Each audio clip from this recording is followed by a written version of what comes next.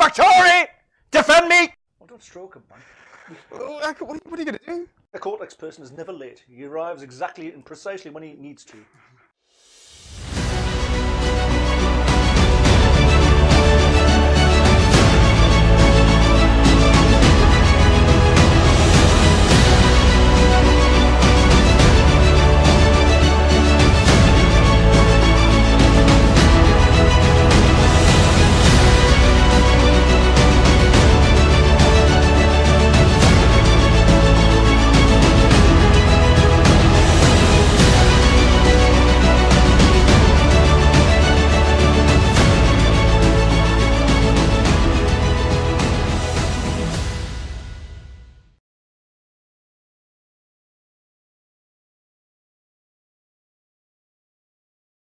Welcome to episode 5, Rise of an Empire, Warhammer Bespoke campaign, based 2,500 years in the past compared to current timeline during the lead up to the birth of Sigma. We have with us today Nevin and Talmat playing Ulmakor and Caradak, Semnathai and Victoria, who are literally the power in the well, it's not the Empire yet. The Empire hasn't been created. They are the power in the Reich Basin during the tribes of man before the Unification Wars, and so basically we've seen the last 4 episodes. We've seen the quite a lot of development within Reikdorf. We've got to meet Erstat Drago and his, I suppose, basically his misuse of his power. If there's a way of misusing if the Semnathai can misuse their power, Yeah, I don't know if he can. He seemingly has built his own power base, which has definitely got the attention of Ulmakor. Caradak has been out and about in the city itself, got to know, meet some new people. The tents of pleasure, apparently. Yeah. He's been to a place with, and he's met a number of people, but specifically it was Ovid. And Ovid is on a promise to the Victoria and the Semnathai to provide information on the comings and goings of a woman who you believe was speaking with Erstat and using an unidentified entrance. You will go, of course, Ulmakor and Caradak found. Yeah. And now everyone knows about it. Yeah, well done there. Yeah, thank you. After a particular interaction between the Soviet and Erstat down at the docks, Erstat was heading back with Caradak. Ulmakor was heading back to the Great Hall with the Victoria, Caradak, with the intention of speaking to the king about Erstat's comings and goings, the Thuringian power base, and this trading, basically discussing with the king what's been going on. Yeah, he wants to get to the bottom of why the king's also letting another king have such a presence in his territory, and this is all new. Ulmakor doesn't know about this, and Ulmakor, as part of the ruling council, is a bit concerned as to why he doesn't know anything about this. So there's a lot of things going on there. And he specifically did say to Erstat, "I'm going to speak to the king about this." Yep. And left the harbour area, started walking up the main road towards the Great Hall, when there was the sound of screams and shouts of alarm. Caradak and Ulmakor turned around to see 5 Thuringians charging up the road towards them, and the sound of Erstat's voice in the distance shouting, "Ulmakor, watch out!" And that's the opening scene, I guess. Turn around. Berserking Thuringians. Thuringians. You see the one at the front mainly has your attention. Yeah. It is Jokal, or Jokal, the one that you was taunted. He's at the front. He is a raging lunatic. He's got a vicious-looking axe in his hand, and he's well at the front. He's pushing through people as if they're not there. 4 other Thuringians are running behind, all big, brutish men. Yeah. All right. They're going to be on you within moments. Within moments. The reaction from Ulmakor is instant, not thinking about it, takes the power that is inherent in him, and basically he's just using the air to just throw the nearest structure, whatever it is, be it a trough for a horse, anything, just hurl it through the air, like literally just without thinking, just like, ah! Just like holy hell, there's a load of berserking Thuringians. I don't have time to talk to these people. I literally just want to devastate as much and throw things in front of them. As that's happening, right? Victory! Defend me! But before, obviously, this moment's happened instantaneous Yeah. while you were sort of powering up, gathering what you needed to do. Your 7th thing, Caradak, shield ready, almost got a barrier in front of his master, spear ready, and it's the second I hear that, I just launch just my spear at the one that is left, because I'm sort of waiting, because I'm aware that he's going to be doing something. Well, as you ground down behind your shield, your spear comes forward. Obviously, this is more of a gut reaction as opposed to a long thought out thing. As you shout, "Victory, defend me!" your arms come forward. It doesn't just pick up loose debris. There is this overwhelming roaring sound of wind, of timber cracking. A building close by, of a solid timber carved building. The front of it literally explodes out in shredded timber, splinters, all tearing into the charging Thuringians, who are punched literally off their feet. Unfortunately, it also gets the crowd that they're fighting through, men, women, children, their bodies thrown through the air. You can see blood spray becomes a mist. The time slows down for you as your adrenaline spikes. You're already preparing yourself to throw at any survivor. And as you know what it's like in combat, the reason that you're so good, whatever the reason, you can't put words in, you can't explain it, is that everything seems to slow down. And you watch as people are bodily picked up, large Thuringians spiraling and slamming into the wall. Timber, as it shatters from the building, a horse trough explodes. Water sprayed timber again, all splinters and spots, all just tear into these people, men, women, children, all go down in this sudden rush. In its aftermath, as the screaming and the groaning starts, you hear behind you a groan, and then a thump, the sound of a stumble and fall. In front of you, as if a massive shovel has just literally just scoured the ground. Dirt, stone, the front end of that building has just become as if something large. You've seen boats berthed. Yeah. There's just a swathe across the ground, and across the left-hand side and crushed up against other buildings and lying on the ground, there's body parts, there's women, children, the Thuringians.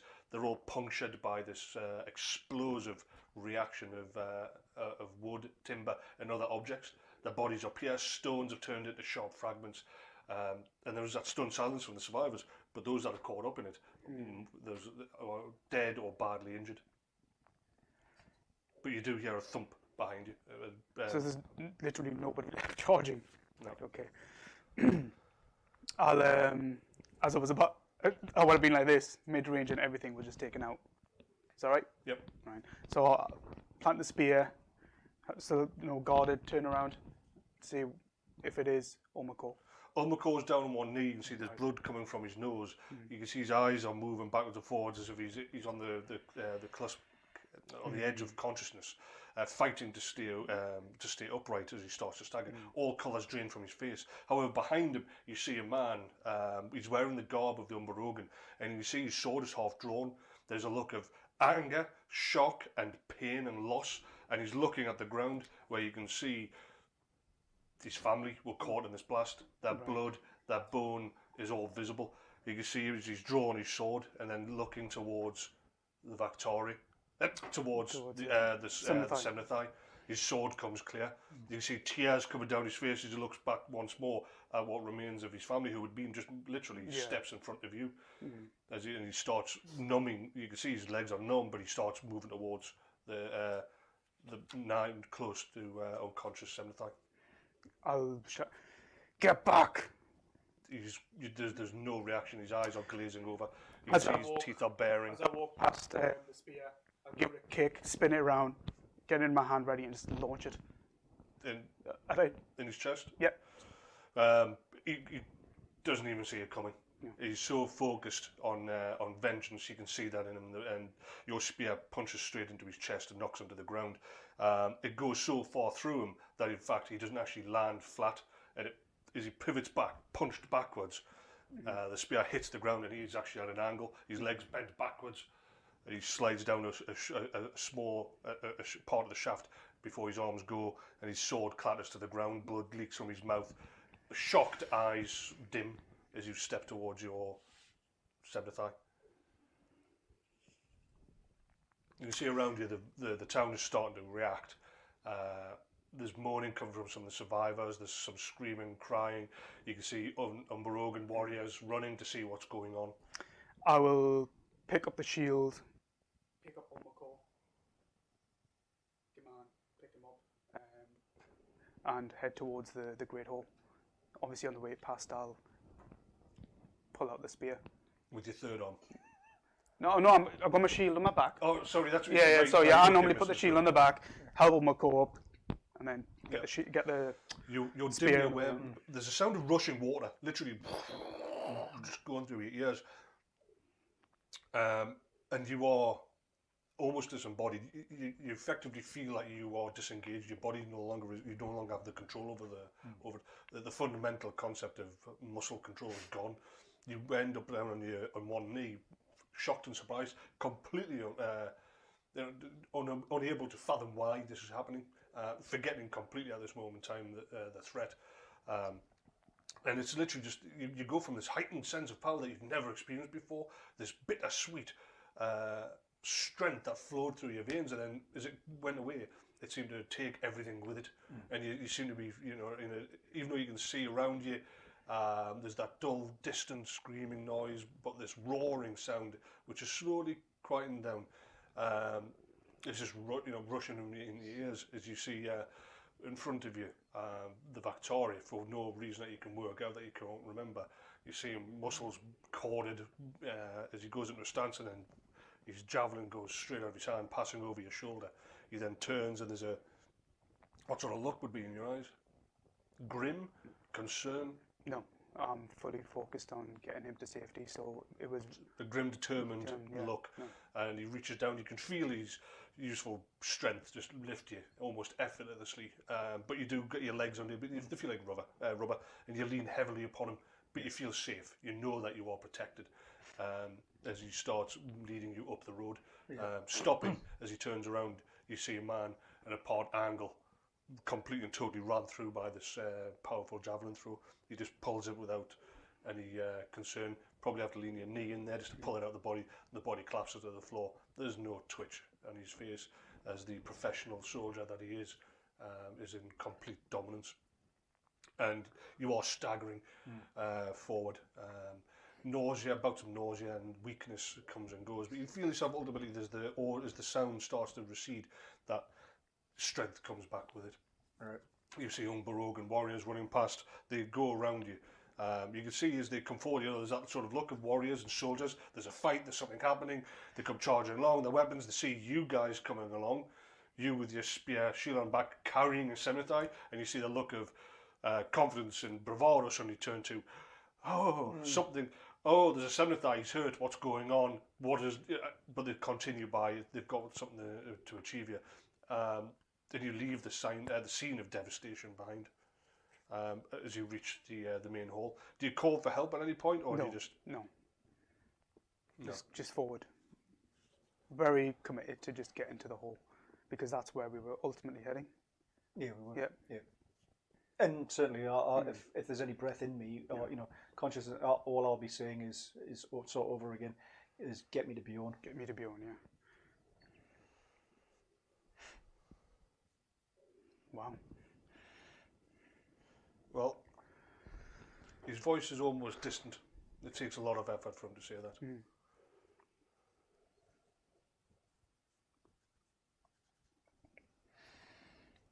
As you make it into the main hall, King Bjorn is striding out. You see behind him, not far behind, is Griselda. He's got this ridiculously large broadsword.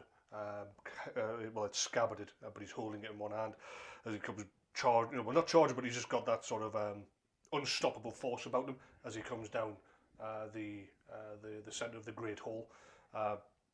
Obviously, seeing you, he shouts to the servants, "Help the Victory! All right, damn it!" Servants come to take the burden off you. Victory, what's the threat? He pulls out this. This is not a sword that's meant for anything other than brutal killing. It is a weapon. There's nothing subtle about it. He throws the scabbard to one side as this dull-bladed, very old weapon comes into view. I'll stand by you. Where's the threat? You are put on the table. Wine is placed before you. You grab it without any conscious thought.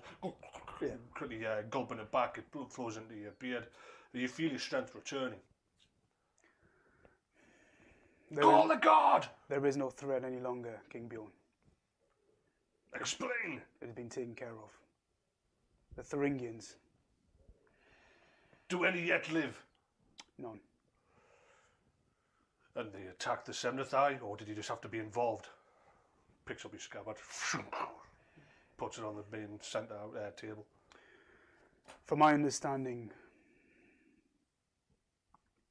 it was just one, the action of one Thuringian, not all. But I think there's matters to be discussed. And this is why we were heading here, to see you, to seek your counsel, King Bjorn. My counsel? Speak, old friend, what do you need? I guess I'm capable of interact. So obviously, well, this is you going. Yeah. So like, winded, out of breath. Thuringians, either under the direct control of Otwin or others. I'm not too sure. Made an attack on me. On me! A Samnathai! I saw it. People are going to get hurt by this. People are going to get hurt a lot. I want you to call out your god.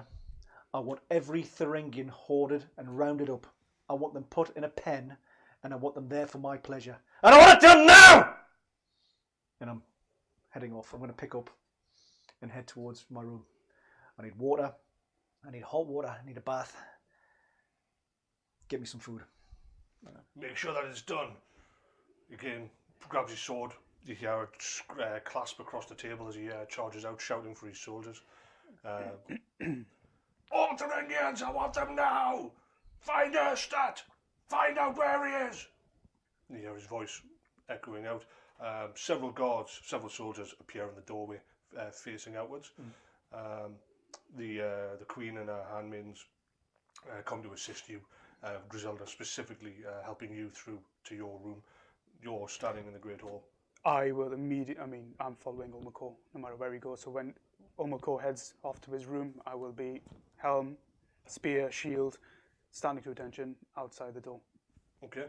Well, basically, you're left in the room itself. Water is very quickly brought forward. Food, water, obviously hot water for a bath, which physically is a tub in your room anyway.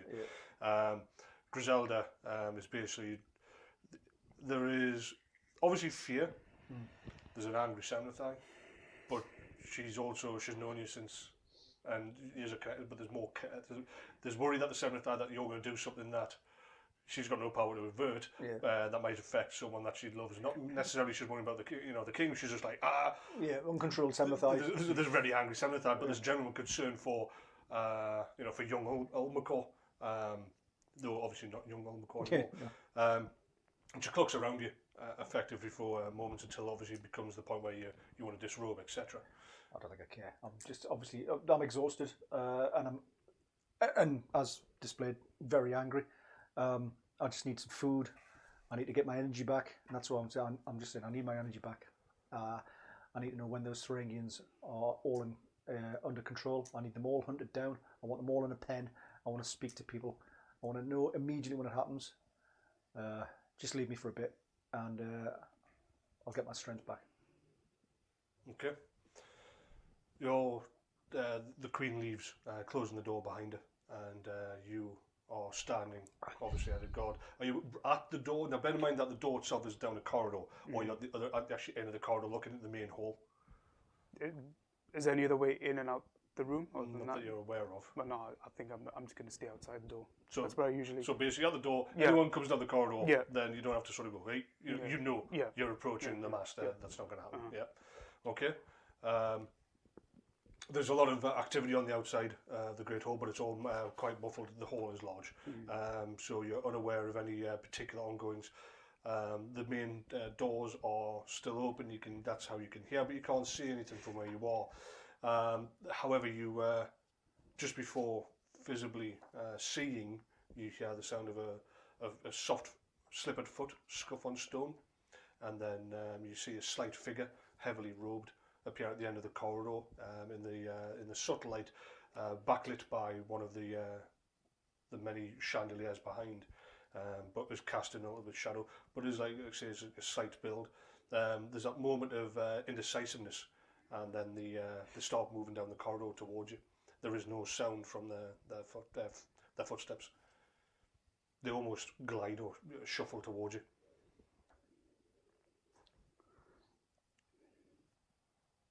Stop. Who goes there? No reaction. Shield, spear, they're ready. Right, so you Yeah. like that. You see, because obviously it's a subdued area. There's one firebrand. So you're saying they are floating? Or they actually... No. Oh, right, No, they're just in robes, heavily robed. Right, okay. And cast in shadow. As they walk towards you, like I say, this shuffle or whatever. It's not incredibly fast, but it's silent. You notice the main light flicker, the torch, and the one scone torch burning oil, whale fat. It starts to flicker and gutter. You've seen this only once before, and that's when the seventh eye gathers power. Because there is no wind. There's nothing to suffocate the flame. I ask again. Stop. State your business. I am here for your master. Looks up, pulls back the cowl. You see it's Erstat. Stand aside. Stand to attention. Seventh eye. Continues towards you. You feel power coming towards the door. It sort of touches on your natural instinctive defences. If you imagine that everyone has their own personal sort of physical boundary, when somebody's too close to you, you feel uncomfortable. From a seventh eye of power, you have an extended one of when power touches on yours. It's your natural defences, and right now your defences are up anyway, and you feel incredible, very, very strong power. All right, okay. Well, I'm going to get out the bath. As you get out of the bath, the door goes and you see Erstat standing there. Erstat? You're literally half at the bath, like. Yeah. You see him standing to attention. He walks in calmly. He sees wearing the purple robe when it comes into the light. As he walks through the door, just shuts behind him without him touching it. I feel like I've caught you off guard. Perhaps you should dress sobered. It seems undignified. Well, maybe in normal occasions, knocking before one enters the presence of a Soviet is usually the characterization I expect. Is that? I'll pick up my robe and... He's not prepared or not preparing anything offensive wise. You can just feel raw power coming from him. He literally just is. You can sense any true power. For example, when you're amongst the Soviet, you sense power. When you're in front of Ingvar, you sense great power. You've never felt any power at all, ever at all in the last 2 days since you've been here from Erstat. He was literally just a low level Sakonik that was put in position by Ingvar. Now you can feel I'm in the presence of someone with power. Not lowly Right. at all. This is as equal to any of the Soviet. There's no grading. You just know power when you feel it, and this is power that makes you very cautious. Right. It's an overt showing of power as well. You know that you can calm yourself, you can reduce your power and sort of be in a relaxed state. This is almost like if you want, he's a stallion, clawing at the ground. He doesn't have to do it, or a bear. It's now standing up, roaring. Right. This is He's displaying. He's displaying his power, so you can sense it. He sits, having not replied to your statement at all, on the edge of your bed. Obviously, you can see as he does, he brings up his robe just to make it nice and comfortable, and you see he's wearing those purple gloves. You only saw one at the time, but he's wearing a set of them now. Those Right, so that'll be- he's got the purple robe on and the purple gloves on. Yeah. Right. So as the cloying smell, the soaking oil comes from him quite strongly. So Erstat, the Thuringians, I was forced to defend myself. As any Senathai should. Absolutely. But your control over them, your control over Otwin, how does it work? I have no control over Otwin. That is the realm, obviously, as we've already said, of Krulk. They just happen to be here. They're here for a singular purpose. But they crossed a line and you dealt with them. I just thought it best that I come and make sure you're alright, because you reacted in a very extreme manner, and I just want to make sure that you're okay before I report to Ingvar. I'm fine. Bodily, mentally, everything's fine. I will get to the bottom of why the Thuringians sought to challenge the Semnathai in public, in a street, a Soviet no less. That's something that we're not going to stand for. We're not going to stand for that. And if I have to peel the skin off every single Thuringian in this city, in this enclave, I will. And I will get the truth of it.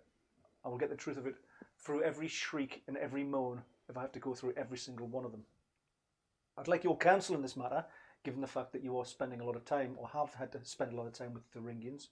Who's in charge of them? Who is controlling them? Who? Well, it was Jogel, but I saw his remains on the way here. The fact that, to my knowledge, the Thuringians don't hide. There are only two more, and they both work for the southerner, at the eastern side of the town. Yeah, I'm aware of them. I believe Ozur is one of them. Don't know the name of the second. Well, It was beneath me. I remember Ozur because he was introduced at the same time as Joker, and obviously Joker I've had to spend some time with. They will cooperate, no doubt. I saw the enraged King Bjorn and his warriors heading in that direction. yeah, they will cooperate. We will get the truth out of them. We'll find out if they know anything. I'm also just I need to understand where his loyalties lie in this matter. What would empower these Thuringians to think that they could attack a Semnathai? In the past, my understanding, I know you've been Senathai far longer than I, but from what I've read, the Thuringians only ever rise up when they've given in to their baser instincts, and perhaps your Vakhtari is as much to blame for that outburst as Thuringian anger. He did, after all, insult them needlessly. One thing I was told by Godric, I believe, before I took up this post, was that myself and Krulk, who left at the same time, was that though the Thuringians are still pawns, they are still for ours to be used, they are still uncontrollable beasts, and without thought they'll kill the Semnathai as they've done before. In anger and in rage, they have no control, but they're used as a result. We know when to use them. Perhaps your Vakhtari needs to be punished for his part in this as well. My advice, because if the Thuringians feel that you've overreacted in killing 5 of them. There can be no overreaction when a Semnathai is threatened. I agree. But the Thuringians of all the tribes are still fiercely independent. King Otwin has, on more than one occasion, thrown his Soviet from a wall. We know this, that is the risk. Krulk is there for a reason. He was the weakest of us. Perhaps we'll send warning to Krulk. However, will not be defied in the open street by anyone. Absolutely not. Your show of force has reminded everybody who the Semnathai are, who the Soviet are.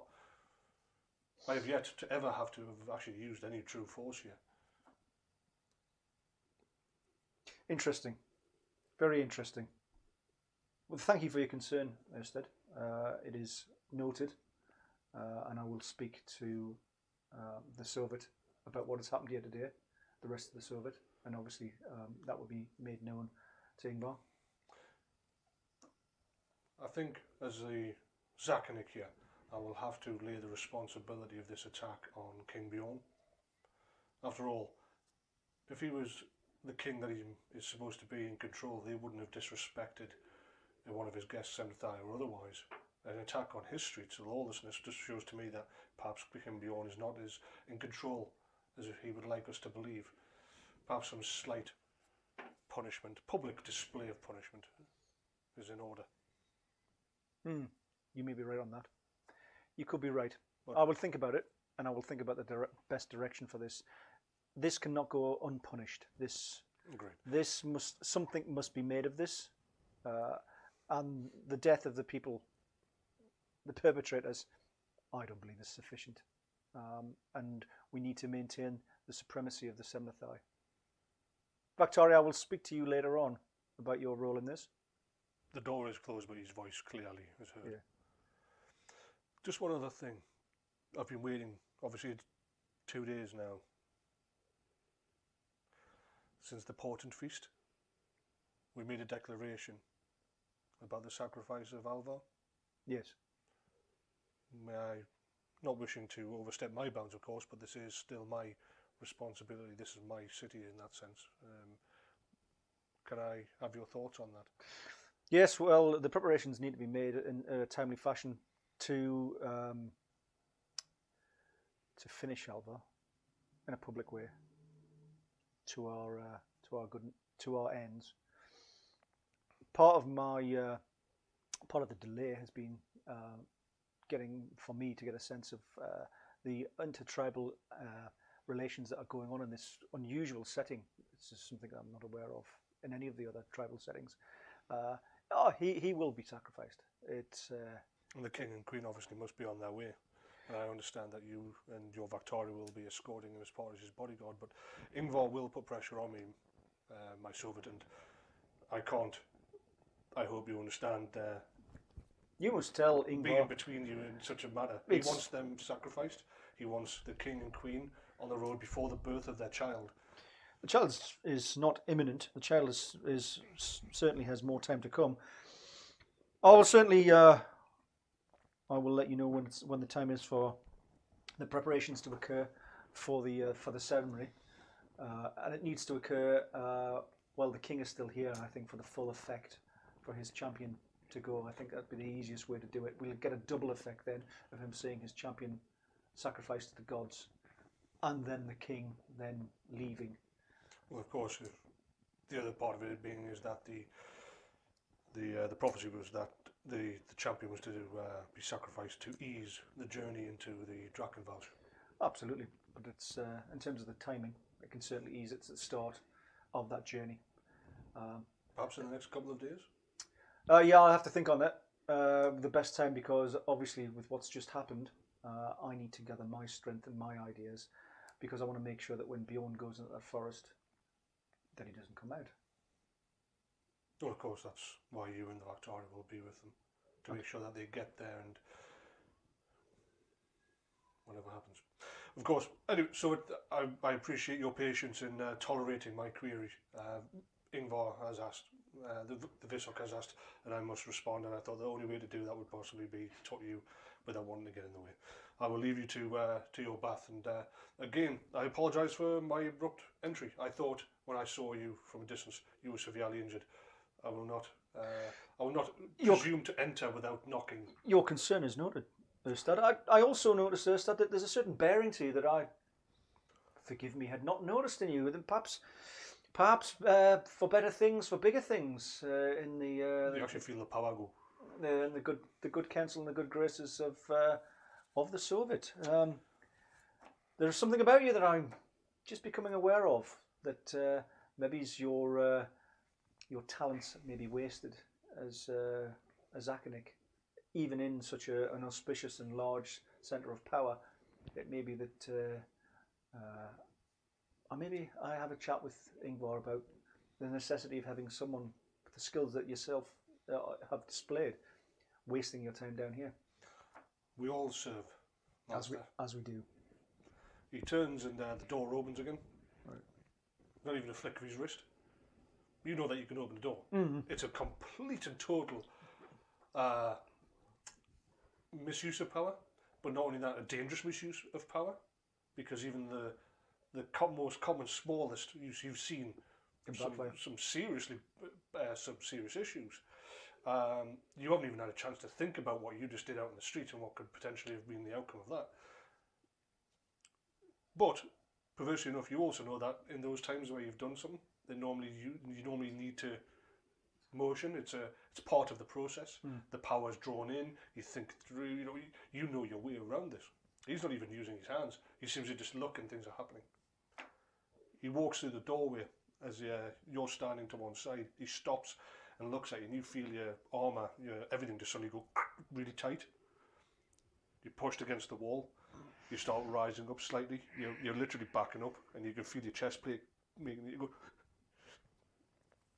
He's just casually staring at you. And step back. If you were my Victoria, I would skin you alive for allowing me to be armed in such a way.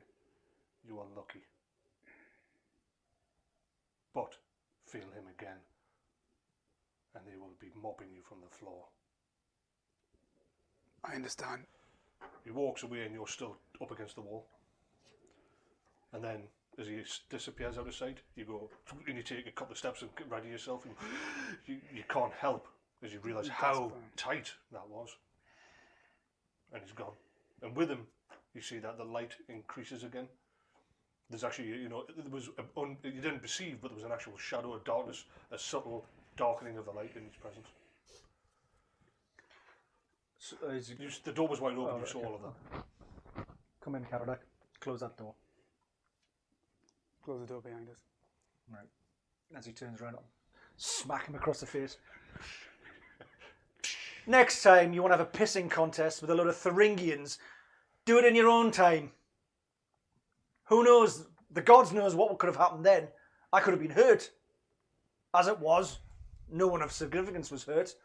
But I don't want to have to be doing that because you're having some sort of dick swinging competition. Don't do it. Do it on your own time. Yes, Semnathine. Now.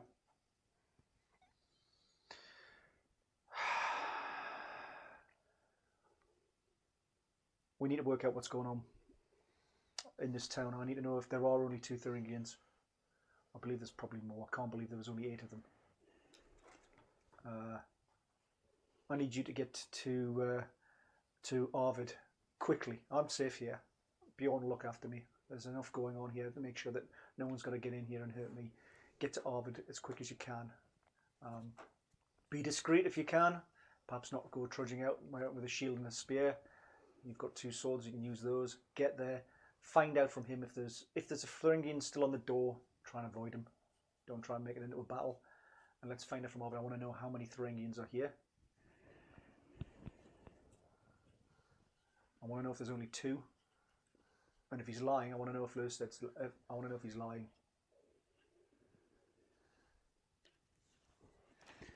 Understood, my master. Then I'll motion him. Okay, I will take my leave. Are you getting back to the bath? Yeah, Finish off. the bath running, yeah. I'm exhausted. I'm like, oh. You close the door as you leave. I'll close the door. You head down the corridor. What are you doing now? So I will leave my spear, my shield, grab a cloak.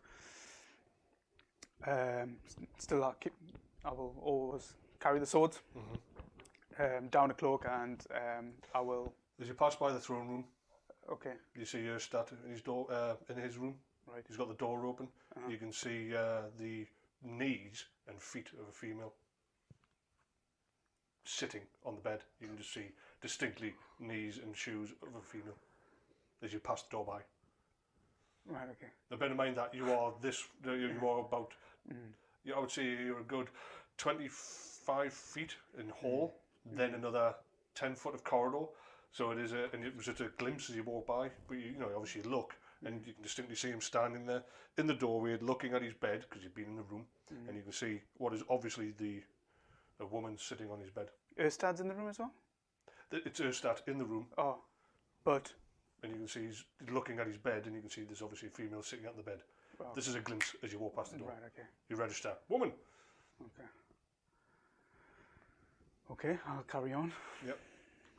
Okay, you leave the Great Hall. You see King Bjorn is standing with good 24 of his men. You see that there's some Endels as well. You recognise Hamar. Hamar's got a good black eye and a split lip. And you see the 2 Thuringians that you've noticed on Arvid's security. They are manacled, literally chained, and Bjorn is watching over the clearance. Now there's a lot of people are clearing up the bodies. And the front of the building itself, which seemed to have been a storage area for whale fat, barrels of it.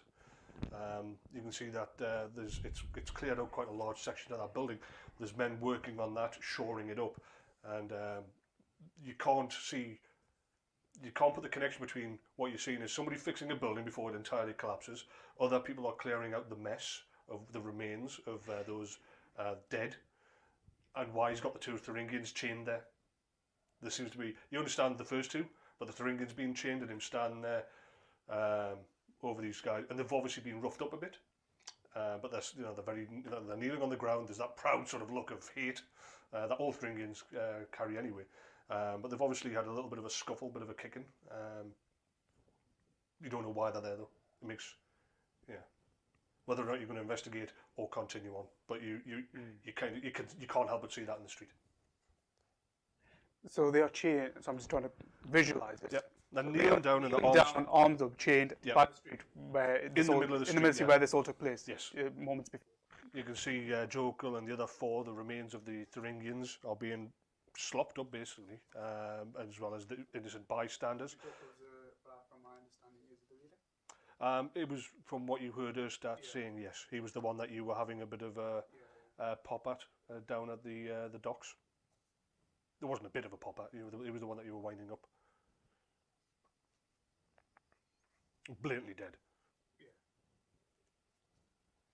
Now, whether or not King Bjorn's, he's got the Thuringians as he was ordered to by the Soviet. They're chained.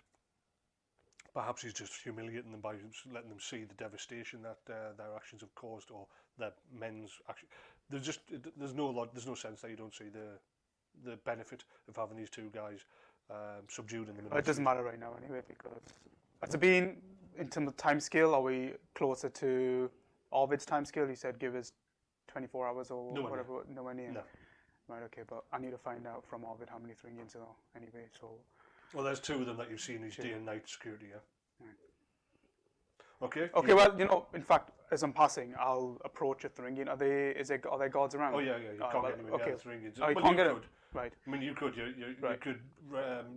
rely on being Bactorian, a feared warrior and the muscle of the Semnathai, and walk up, but you are dealing with a king. And though he can't touch you without... So the king's there? Yes. Oh, okay, sorry, I thought he's guards. Okay, so if the king's there... Yeah. I will walk up if I opt to go.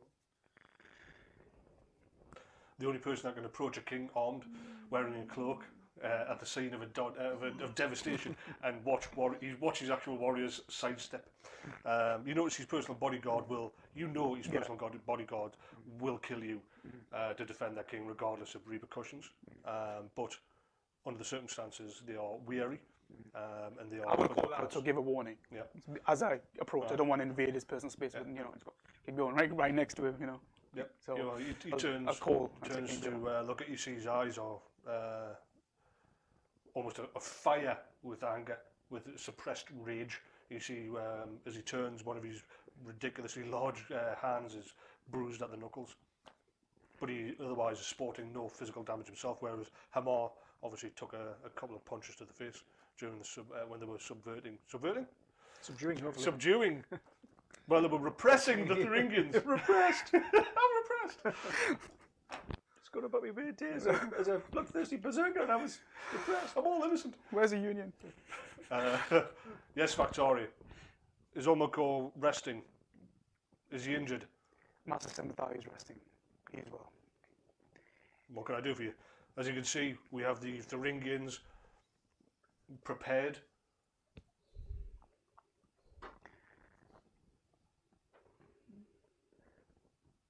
My king, how many... But I said my king. He's not my king, is he? You just did. I didn't say my king. He's not my king. My king. Just said Oh, change of heart here. Oh no, he's changed allegiance. No, I don't call it. Calm down, Badly. Bactaria. I didn't say that. I wouldn't call him my king. I wouldn't call him my king. This is out of game, right? No. No, says King Bjorn. No, this is not out of game. It's out of what? Shut up. Out of hunting? Oh, God. Right. How many more Thuringians reside in Reikdorf? King As Bjorn? far as I know, based on what some of the people here have said, there was 5 in the street. These are the only 2 that I know of. Each of the tribes had 7 members invited as part of their visit to our city. So there's 2 here. How many perished? Well, I was told 5. Oh, 5. You were there. 5. So that should be this one. Okay. That's understood, King Bjorn. I'll nod. Thank you for your time. I'll walk past. Okay. You trudge over body parts, push past people who have to stop as they're mopping and scraping the floor. There's still weeping, it's subdued. You see men, women, dull-eyed, red-rimmed eyes, a sort of look of absolute object horror and shock, numbness. You just remember as you walk through, this was a crowded street, and like some kind of giant's hand just went swipe, and there was just a gap, and it took the earth itself and crushed them against the fall. The building is actually damaged with where the debris and the bodies, the people that were there, there's not even recognisable, slammed into it.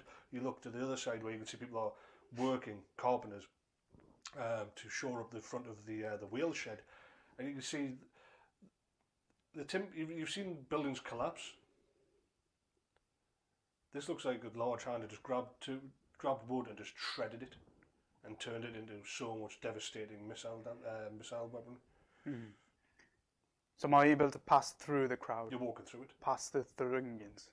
So if you imagine you've passed the Thuringians. Yeah.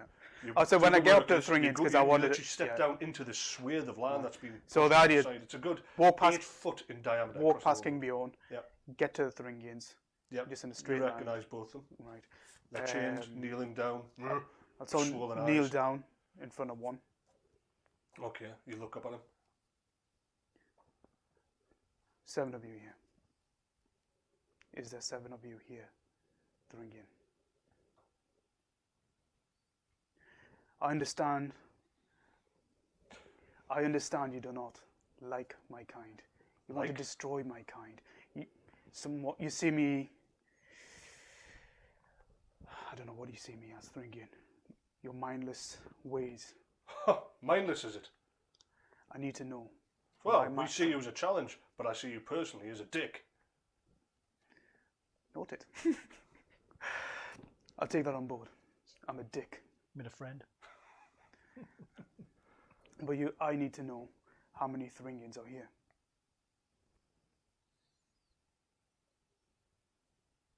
I piss on your need.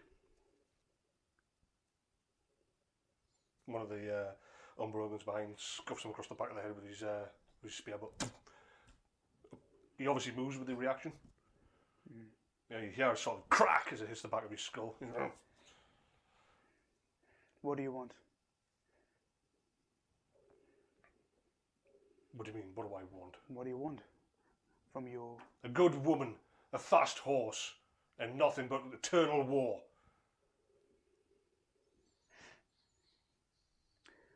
Shame you're not going to get any of that. What do you hope to achieve here? It was just a question. I was hoping for a simple answer. That was simple. Not the answer I was looking for. I asked how Isn't many that unlucky? Thuringians were here. Never mind. You waste my time. You wasted mine. I'm chained, kneeling at the floor. You approached me, idiot. Crack. If they don't kill me, they're going to unchain me. First thing I'm going to do is Die by my hands. I'm going to go hold of the man that just hit me in the back of the head twice with a spear, and I'm going to crush his skull, and I'm going to drink from it. And if you're stupid enough to be in front of me, then I'll do that to you as well. And then I'll be in the hordes of Ulric fighting throughout the winter. Because I don't care. That's the difference between me and the rest of these sheep. Crack! And this is why I'm going to outlive you. Stand up. He spits on you. Obviously, as you stand up, he's like the big blokes. You stand up and he's literally, and it hits the front of your thigh, hitting flesh. Just wipe it. And walk off. Yeah. And head to Arvid. Doesn't take you long to get to Arvid's. Just a very quick one. While you're sitting reliving what happened, you're lying in the bath, letting the warmth seep in. There's, I'm hoping, I kind of wrote that backwards, so I'm hoping that makes sense. If not, write what. It doesn't take you long. You get to Arvid's. You see that there's a couple of guys in standard hide, axe on their hip, lounging on benches. No, yeah. The guy that you talked to was the day security. They see you coming and stand up. A bit of bravado puffing out their chest. Yes, Victorian? Got business with Master Arvid? He's walked past. One of them puts his hand on his shoulder. You can't just do that. We were stopping you. He tries to get by in front of you. I grab his hand, trap his hand, and turn around and grab him by the throat and force him up against a nearby wall. Right. Well, you're actually you remember that's like that. Oh yes. Okay. So doorway. right. Okay. So up against his friends, like part way got his axe out. Sort of, he's grabbed a hold of the head. He started to lift it, and you can see that look of fear. The guy that you've got a hold of, you can feel that rigidness of terror. I'm just doing my job. So I've got one hand here, and I sort of gestured it again. You clearly didn't see my sword, did you? Yes. It's got it right there in his midriff. Not that one. He was looking at the one that sheathed at your hip. Slowly puts the axe back. Get your master. And pop him down. The one that's had a hold of his axe just stands rooted to the spot. The one that you had at the wall can get past. He's just not willing to pass by you to go into the main courtyard. A couple of heartbeats later, Arvid, sunburnt. That's made up. Sun gold, bright gold, yellow material, flowing robes, manicured chest, painted with jewellery and rings and necklaces. His hair has been groomed into little spikes that run down both sides. It's bringing sexy back. He comes towards you with an air of someone eager to please. I walk into Caradak. if I see a free tent or place where it's private, I just walk straight in there. Do you think he's going to follow? Well, you hear, quick! You shuffle, slippered feet behind you, and then shh, as the curtain closes. Just you. Shh, curtain opens again. Right! As he then walks over. Turns. Smell of his perfume reaches across. Wine? Yes. He pours it himself. I heard terrible things. The king himself came here. He's taken away my security. He said that he might be wanting me to talk to the Semnathai. That is a possibility. Well, what should I say, friend? Well, I mean, this could mean this isn't good for business, is it? oh, it's nothing to do with. It'll have no impact on business. I mean, it's basically my neck that I don't think it's any good for. He's your master. What should I apply him with? Silks? Your neck? With, That's what I'm referring to. It's not good for business if you're dead. no, my life and business, they're not. Business, wherever I go, I can start a new business. I can't start a new neck. Well, when you're dead? Yeah, but that doesn't have an impact on my business. That's a personal thing. You're distracting me. As far as your master's concerned, silks, jewellery, women, what can I offer him? Information. That's all. On what? 2 things. Right? How many Thuringians are here Where? in Reikdorf There were 7. in total? Yes. No more. No. And did you find out who the girl is? No. But I've still got several hours. No, we need to know. Well, you can't just change that. I told you it would be. Both of you agreed separately. I'm assuming, Orbit, you're a smart man. You've got eyes and ears everywhere. I'm also capable of riding fast and travelling by ship. Great. So you know what happened in the street? Vaguely. You know my master was attacked. I heard something along those lines. Do you understand the repercussions? For me? Attacking a Semnathai? No. Uh, Pissing off a Semnathai? well, my understanding is you explode and spread yourself over a large part of the street. Yes, imagine what will happen to you when he finds out that I'm going to return back to him with nothing. I think he'd be more pissed off at you. No. You seemed to be last time. Come on, Ovid. Maybe you should make something up. Do you want to go back empty-handed? I'll be fine. How many times can you fail a Semnathai before that starts true?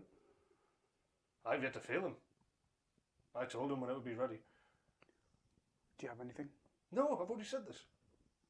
You'd work quicker then, don't you? No, that was a fast deadline. I don't give deadlines and then give myself time to sit around. If I knew something, I would tell you. But I have a deadline. I'll make that deadline. If something comes up in the meantime, I'll let you know. Remember, all you said is, it's a woman. You give me nothing else. I'm already working under a lot of pressure here.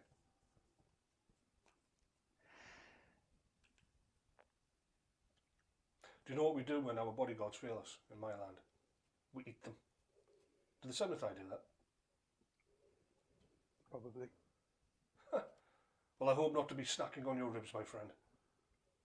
We could always use you, of course, if you decide that your master's a little bit too indelicate. A quick trip south across the sea. We could always use a man of your talents. In fact, across the sea, you could be a robber baron.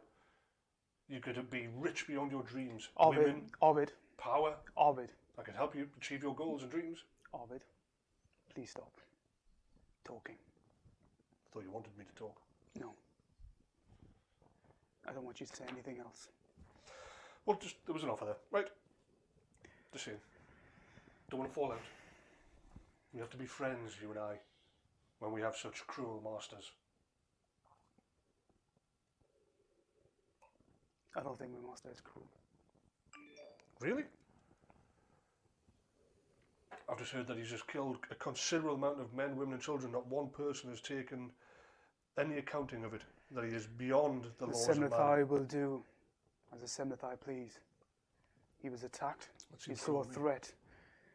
It is my job. I'm duty bound to protect him. And would you, if threatened, kill or order the deaths of men, women and children, innocent bystanders? If my master deemed it, then yes.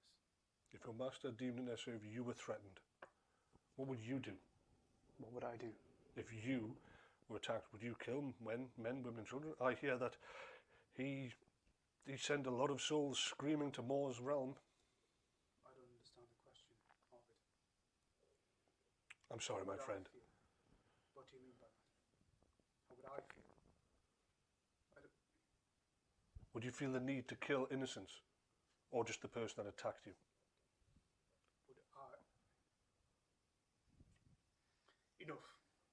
Enough talk. I have overstepped my bounds. I apologise, my friend. Up. Do I need to... I don't turn. I'm just sort of facing away and say, do I need to return? Or would you send word? I shall bring word myself as an act of apology. Thank you, Ovid. My friend. It's where walk out. Okay. The 2 guards at the door take a step to one side, letting you go. There's no acts of well, there's no passive aggressiveness. There's nothing. They are very distinctly just want to get out your way. as you head out onto the street. You look left and right. The city itself is still active. It's still moving backwards and forwards. You see two children running past with a stick hitting a ball. A dog barks, mangy, scrabbling for bits of meat thrown from upper windows. Women walk past, men walk by, all busy.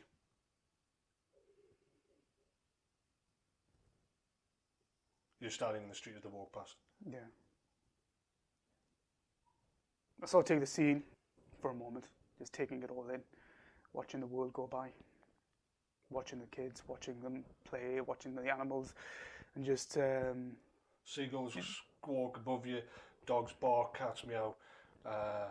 You can see that a dyer and his mistress walk past with their wares, their skin darkened by their trade. Further down the street you can see a man by an arched doorway chopping up some meat and hawking his wares ready for food. Two whalers go past. Crude jokes are made between them as they head into Arvid's establishment. The smell of whale oil and flesh and the sea strong upon them. In the distance, in the near distance, you hear the sound of a horn call. What would you do? What would you do? Excuse me? A man walking past looks at you. What would you do, Caradak? Walks on. What would you do? How do I feel?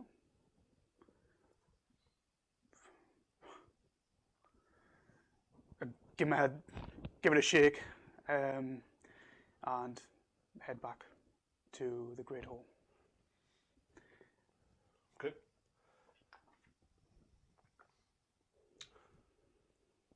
Oh, yeah. Well, I've read it. Yeah, I have read it. It took me about 4 or 5 goes. Like, is that a P or an F? Begin. You writing you in relax in the bath, going over the imagery, the sounds. You basically you relive the whole experience, start to finish. Your mind's eye picking up detail that wasn't noticeable at the time, but because you replay it in your mind, you see that Jokel is his attack on you. You've seen Berserk. This is, which is just basically the animal within a Thuringian coming out, taking over from pure rage and anger. However, when you replay it in your mind's eye, as you slow down the images, you look at those around, you see that the other 4 didn't have the same look. They weren't enraged. They were concerned, worried. You'd hesitate to use fear. They don't know fear. And they weren't so much running at you as running after him. And you see his eyes were unfocused. Even in a berserk rage, it's not unfocused. It's terrifyingly intent on their target. This was different. He had several injuries already as he was heading towards you. He'd bitten through his own lip. That in itself isn't too uncommon. But you, as you slow down, you can see that the other 4 weren't. They didn't look. They were intently staring at him, at his back. You gloss over the death of those around as you frantically called upon the power that is there for the Semithi's use. You know, the building exploding outwards. Each death is, you pass over it without much concern. And that's the only real thought, the only thing of interest, of noteworthiness from the moment. Maybe there was 1 in the attack, and maybe 4 possibly even trying to stop the attack, but they weren't all enraged and all coming for me. No, definitely not. I'm gonna I'm gonna get out of this bath. Right, I've had enough of that. I'm feeling a bit more like myself and not as shattered. I'll get dressed and all that sort of good stuff. And I'm gonna take go by the fire, sit down, cross-legged, and then I'm gonna calm the mind and call out to Godric again and try and maintain a link and see if I can contact him and find out what he's doing. I don't know what time of night it is or day. So the sun's on its decline with it, the natural warmth. However, light is still Right, so still high. he should be awake. He's no man.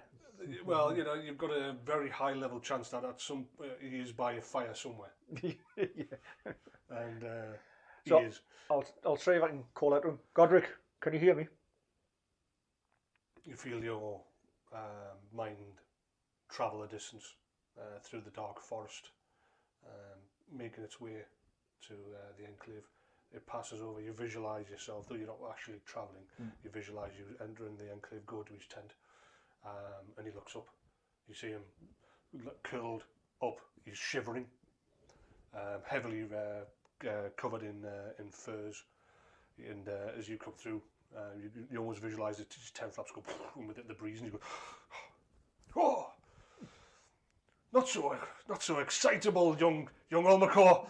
And he stokes his fire. Oh, you can visually see him. Oh, you mentally see him. And Sort of, are we in winter time? no. No. So Godric, my friend, you feeling the cold? Yes, it's bad weather. Don't worry. These old bones, I haven't got the weight on me that I used to. Is there some sort of storm coming through at the moment? Is that? No, it's just overcast. It's been raining. Yeah. There's dampness. Just caught a bit of a chill. Nothing to worry about. Right. Two contacts in 2 days. Yes, well, You know there's risk with this. I am aware, but I also aware the severity of what I have to report. I was attacked today. I was attacked by a group of Thuringians, although I'm beginning to suspect it was only one Thuringian. Not unheard of, even for a Soviet. No, but I think it may be directed by Erstat. Oh, Yes, I think this may be a power play. Erstat, do you know anything of him other than...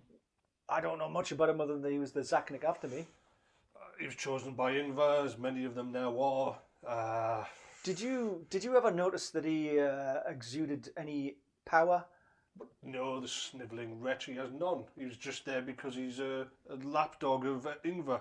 He'll do what he's told. I think he has some minor ability to be able to, for Ingvar to be able to communicate with him. Right. But beyond that, it's just he does what Ingvar tells him, and that's it. That's not what I experienced tonight or this afternoon. This afternoon, he came into my chambers, clad in raw power that would be something that you or I would cast and control. He presented himself in front of me as a threat and as someone who could be a Soviet, and I don't know where it's coming from. It's not something that I've seen since I got here, but it was there tonight. Then I'll put it to you that he's either still stupid and has come into power through perhaps some kind of law or object, or he's even potentially more powerful than you think and underplaying his hand. Yeah, but Either way, dangerous, because if he thinks that an object is sufficient to challenge a Soviet, then be wary, because he might very well have the power to do so. And of course, he still has the power of Ingvar. Now, if you can show that he actively moved against you, even Ingvar cannot stop you executing him. But remember not to undermine the Semnathai by having a war in the lands of the tribes. No. There'll be nothing overt about this. But just be aware that, as I said on the last time, I think that Ingvar's moving against us somehow. I think we've seen the first steps of that moving now, because an overt action against a Soviet by another Semnathai. Whilst that's how some of us get our positions of power, when we're not lily-livered about that, this feels something different. Hey, I'll leave you. Be careful, old friend. And you? Be aware that things are happening here. Just remember, whenever the people rise up, there's nothing a good set of sacrifices won't cure. A tithe. That might be the answer. Tithe them. Yes. Send word to Krulk. Get that snivelling wretch in some trouble as well. That could be funny. That undermines Ingvar, and he can't do anything. Send word to Krulk. Tell him that he should sacrifice some Thuringian children. It's an idea. That could bring King Otman's neck slightly back. And we'll see how Ingvar reacts to it. Well within your power. Of course, for me to order that from here would smack of communicating with you. Absolutely. Thank you, old friend. There's a reason why you're still around. It's because I drink a lot. People don't believe in it. It's worked for me. It's a preservative, so I hear. I do feel a bit more squeaky than I did, but I thought that's the bones. Thank you, Godric. I'll leave you to your rest. May the gods look over you, my friend. Always. And yourself. Literally the thing. You know, it's always just in your mind. There's no physical representation. No matter who's in the room, no one's going to see what you've seen. It's just how you perceive when you're communicating. It swirls into a mist and dissipates, and the connection is broken.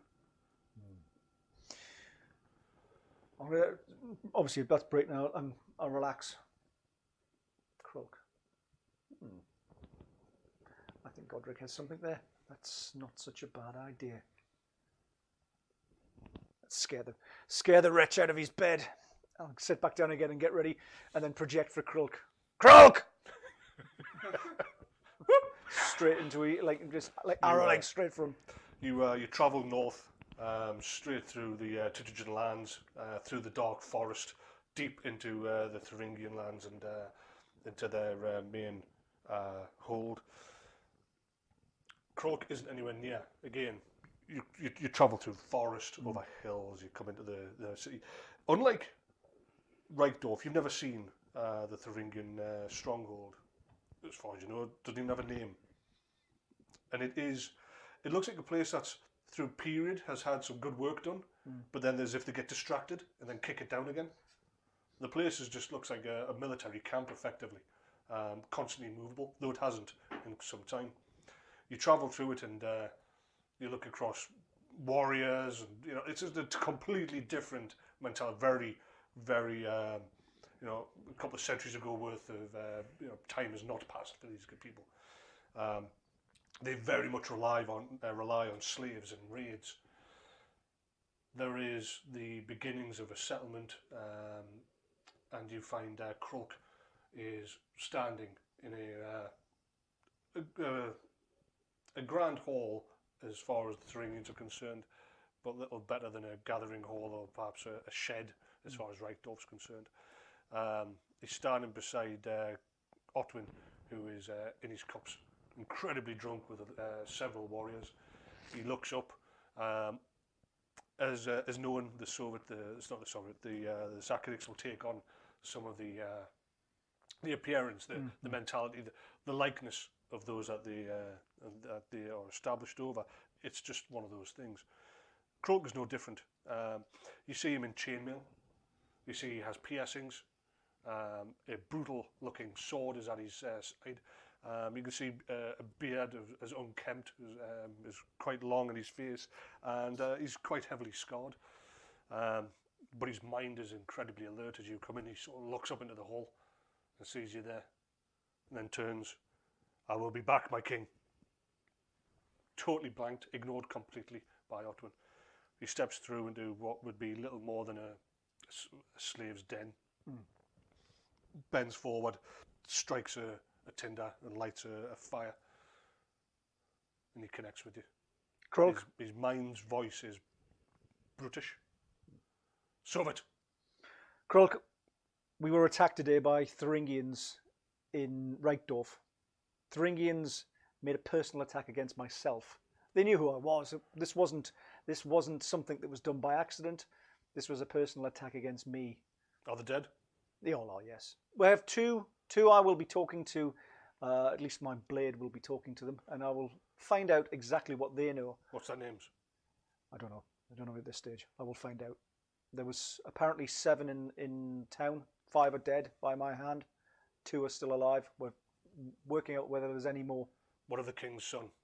Is he one of the survivors? What was the name of the king's son? Jokel. No, he's dead. He attacked me. He was the leader of that attack. Then he is with Ulrich. His father will be proud. So what is it that you want? I think that Ulrich would be displeased. Tal would be displeased at the fact that the son of King Otwin would attack Semnathai for no reason, out of the blue. I think a sacrifice to the gods, perhaps a sacrifice to help Jokel's soul make its way to Ulrich's hall. And as you know, the best sacrifices for those matters is always children. I'll leave it for you to tell the good king. I'll also leave it for you to choose the nature and the children who will join Jokel. The brute part of his mind that's adapted to the Thuringians parts for a moment, and there's that small part of whoever Krulk was before he came here went, oh! They don't like sacrificing children here. Well, it's up to you to get them to understand that if they don't, Jokel isn't going to be going anywhere other than into the abyss. Well, that's going to be... right, you understand that Jokel died in combat, so he will be in Ulrich's halls. These children won't make it there. They'll forever walk with more. That is the most... Jokel did not die in combat. Jokel didn't get anywhere near combat. Jokel ran at me and disappeared in a blaze of mist of blood. Jokel died a pretty savage, ugly death. Jokel did not even get to raise his axe at me. Probably not the only one today then that's going to happen to. Are you sure, Sovit, this is the course of action you order? I'll leave it up to you to work out how to wind it in. But they need to be reined in. I need to know that the Thuringians know that the Semnothai are not to be attacked at their whim.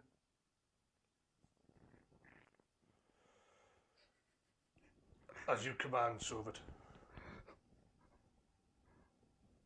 Oh, and Krulk, good luck. Who's that, Krulk? Vacancy. One Zakanic for the Umbrella. Anyone? Anyone want to take up for that one? Don't all come rushing to the tent at once.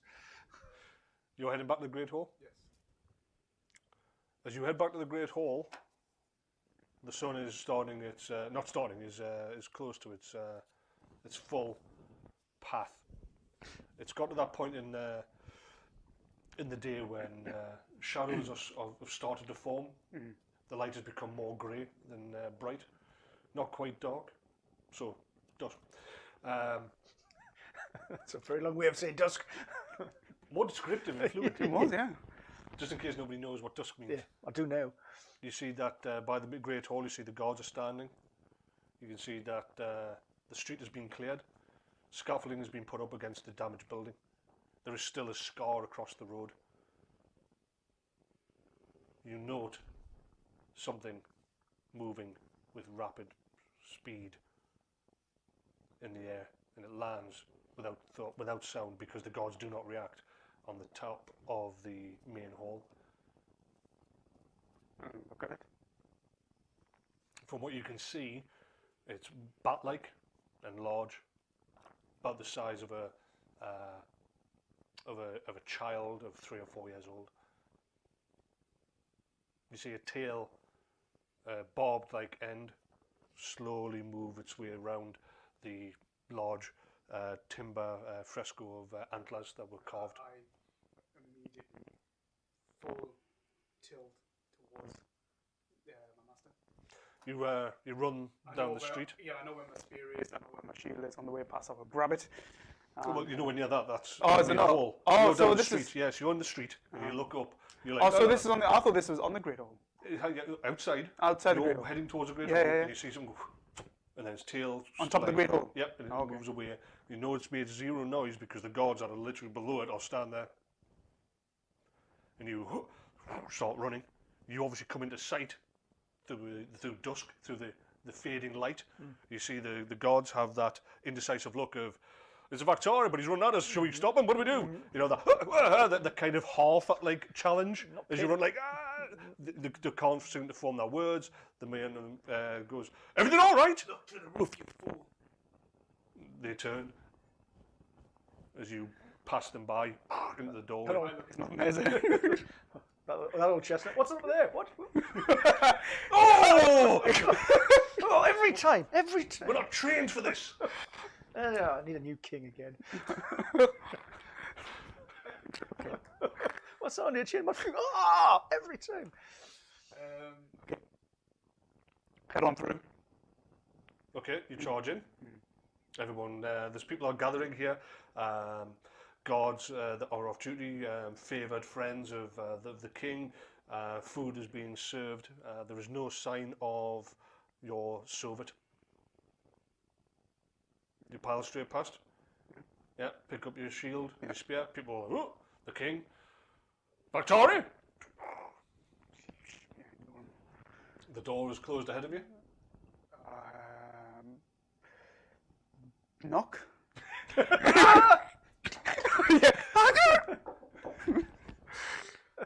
Ulmakor. How do I perceive? You've just cut the contact with Krull. the late Krull. You go. As soon as And he you- departed. Yes. Is everything all okay in there, Master? Yeah. Yes. What is it, Caradak? Come in. Yeah, I hear footsteps behind you. Turn on. The king. What's going on? I- You see behind him the guards that were on the front door. Not thinking beyond. I'm just making sure that my master is well. And then we get a visit from. Ah! Look at the tail! Hello. That's one big cat. It was a cat! It was a cat. Oh, No. well, thanks, cat. And now viewers are going to be, there's like 60 odd. There's a cat on There's a camera! cat, and he's about to knock over everything, and then that's moment was ruined. Well, don't stroke him, man. What are you going to do? This is how What are you gonna do? whatever's on the roof. Yeah. Don't stroke him, Don't man. stroke him, man. Oh, this is a beast. Well, that's gone a different way.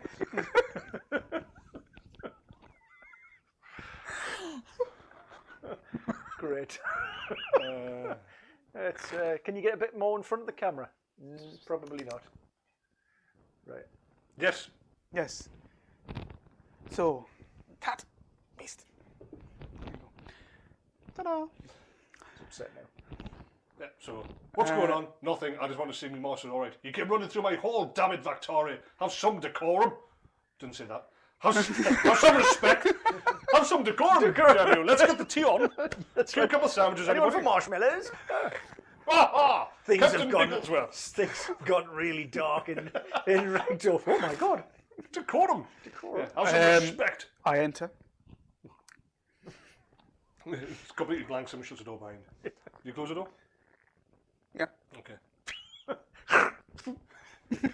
Name's not on the list. Get out. King turns around. Soldiers are like, yeah, and he's like, it's awkward. Right, go back, get outside. Knock on the door. Oh, I don't want to. What's going on, Ulmakor? What's going on, Caradak? Ulmakor. There was a cat. I saw a cat in my mind's eye. What's going on, Ulmakor? What? What? You're Ulmakor. Ah. He waits with great respect for you to answer yourself. Yeah. I don't know what's going on. What's happening? Why are you here? What's going on? You seem out of breath. You've been running. Yes, I saw what could only be described as a bestial demon on the roof. Is this your doing, Master? No. Lightning! Crush throat. Throat window. Are you aware of this? No, I'm not aware. But one moment, I will see if I'm aware. And I was like, a bit on the roof. It's still on the roof? So, this is why I rushed in.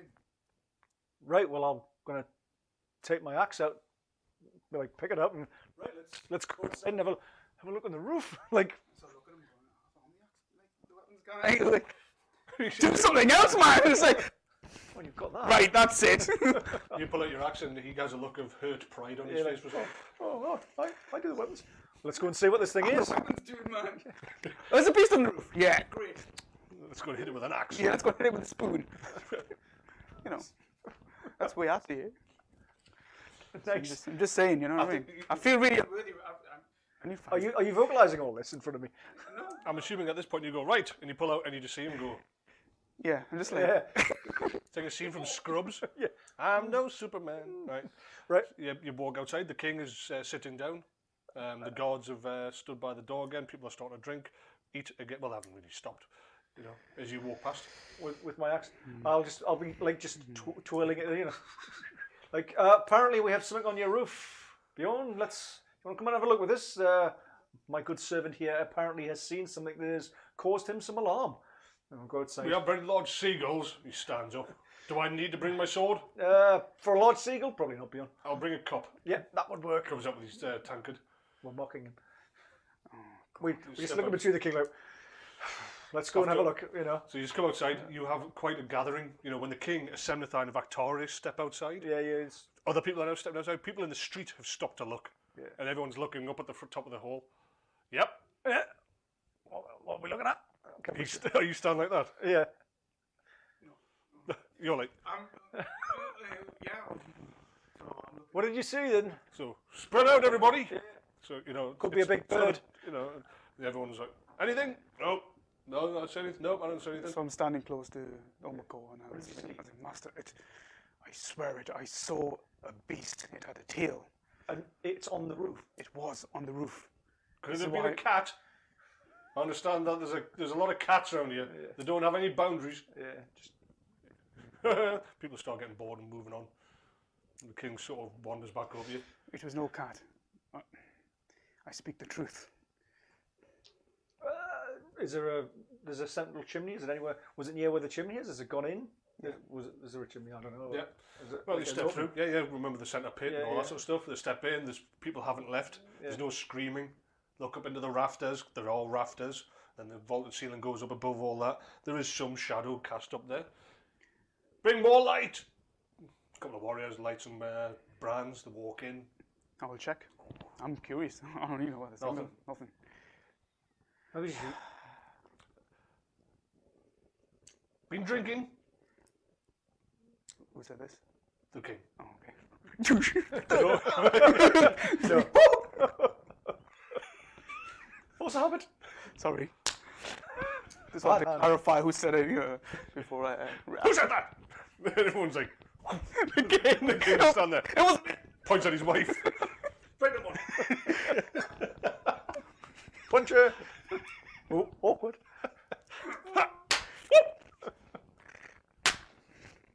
Just goes around giving everybody bitch slaps. He overreacts when he's been put on the spot, doesn't he?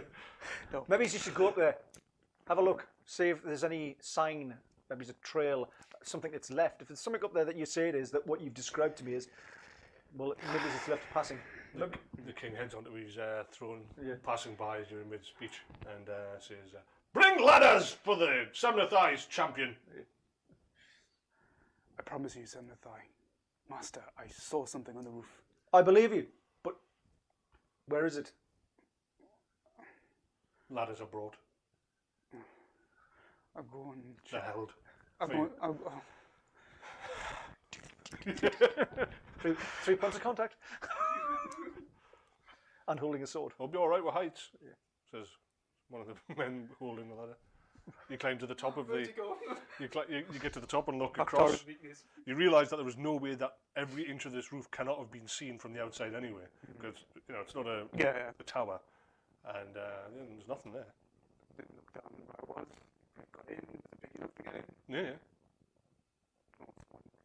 Yeah, could it have fit? Yes. Yeah, it was child like about 3 or 4 years old in size, with wings and a tail. What could I see? Nope. No. Anything up there? I'll make my way down. There's over-exaggerated shouting. There is. Yeah. I get it.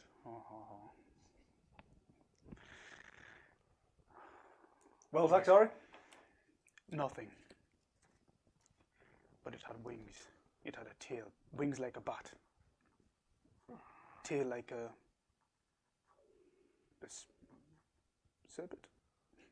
Is it a serpent? What could I describe the tail as? What you said the tail was? Bobbed. Like Bobbed. An arrow. Oh yeah, bobbed like an arrow. Thank you, Tal.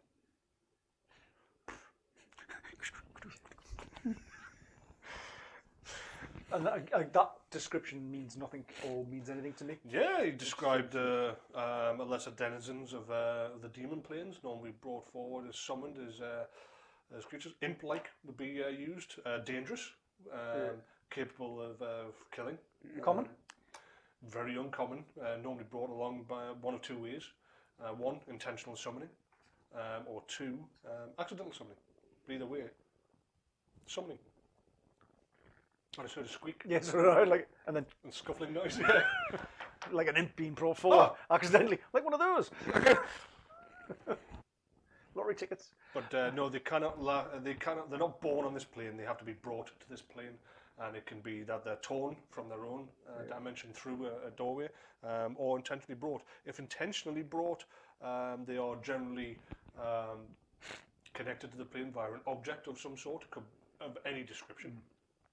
If accidental, they don't normally last long before they'll break up and return to their own plane. So, but they're generally incredibly vicious, and yeah, they're dangerous. And in my mind's eye, I'm thinking about me, what I did today. You might or might not be, but we're not in your head. Yeah, no, but I'm thinking. No, you're not. Yes, he's thinking. You can see him looking up. I'm Thinking. It's like Caradak thinks, and you didn't hear any of what he said. Yeah, I'm just like, Yes. Yes, because right. that'll be. And then Beyond- cutscene, and that would be me tied down next to the Thuringians. Everyone looks at him. Hello. Again. Is this something you wish? Ovid supplies that sort of stuff. Be honest, have you got the Thuringians well looked after at the moment? The prisoners? Looked after. They're guarded. Yeah. They're going nowhere. Yeah. Yeah, I've got them chained up in the whale shed. And plenty of people around it. Well, they're chained up. We've got a couple of people out there. Right. Two. Yeah, that's fine. That's okay. I was just wondering. Good men.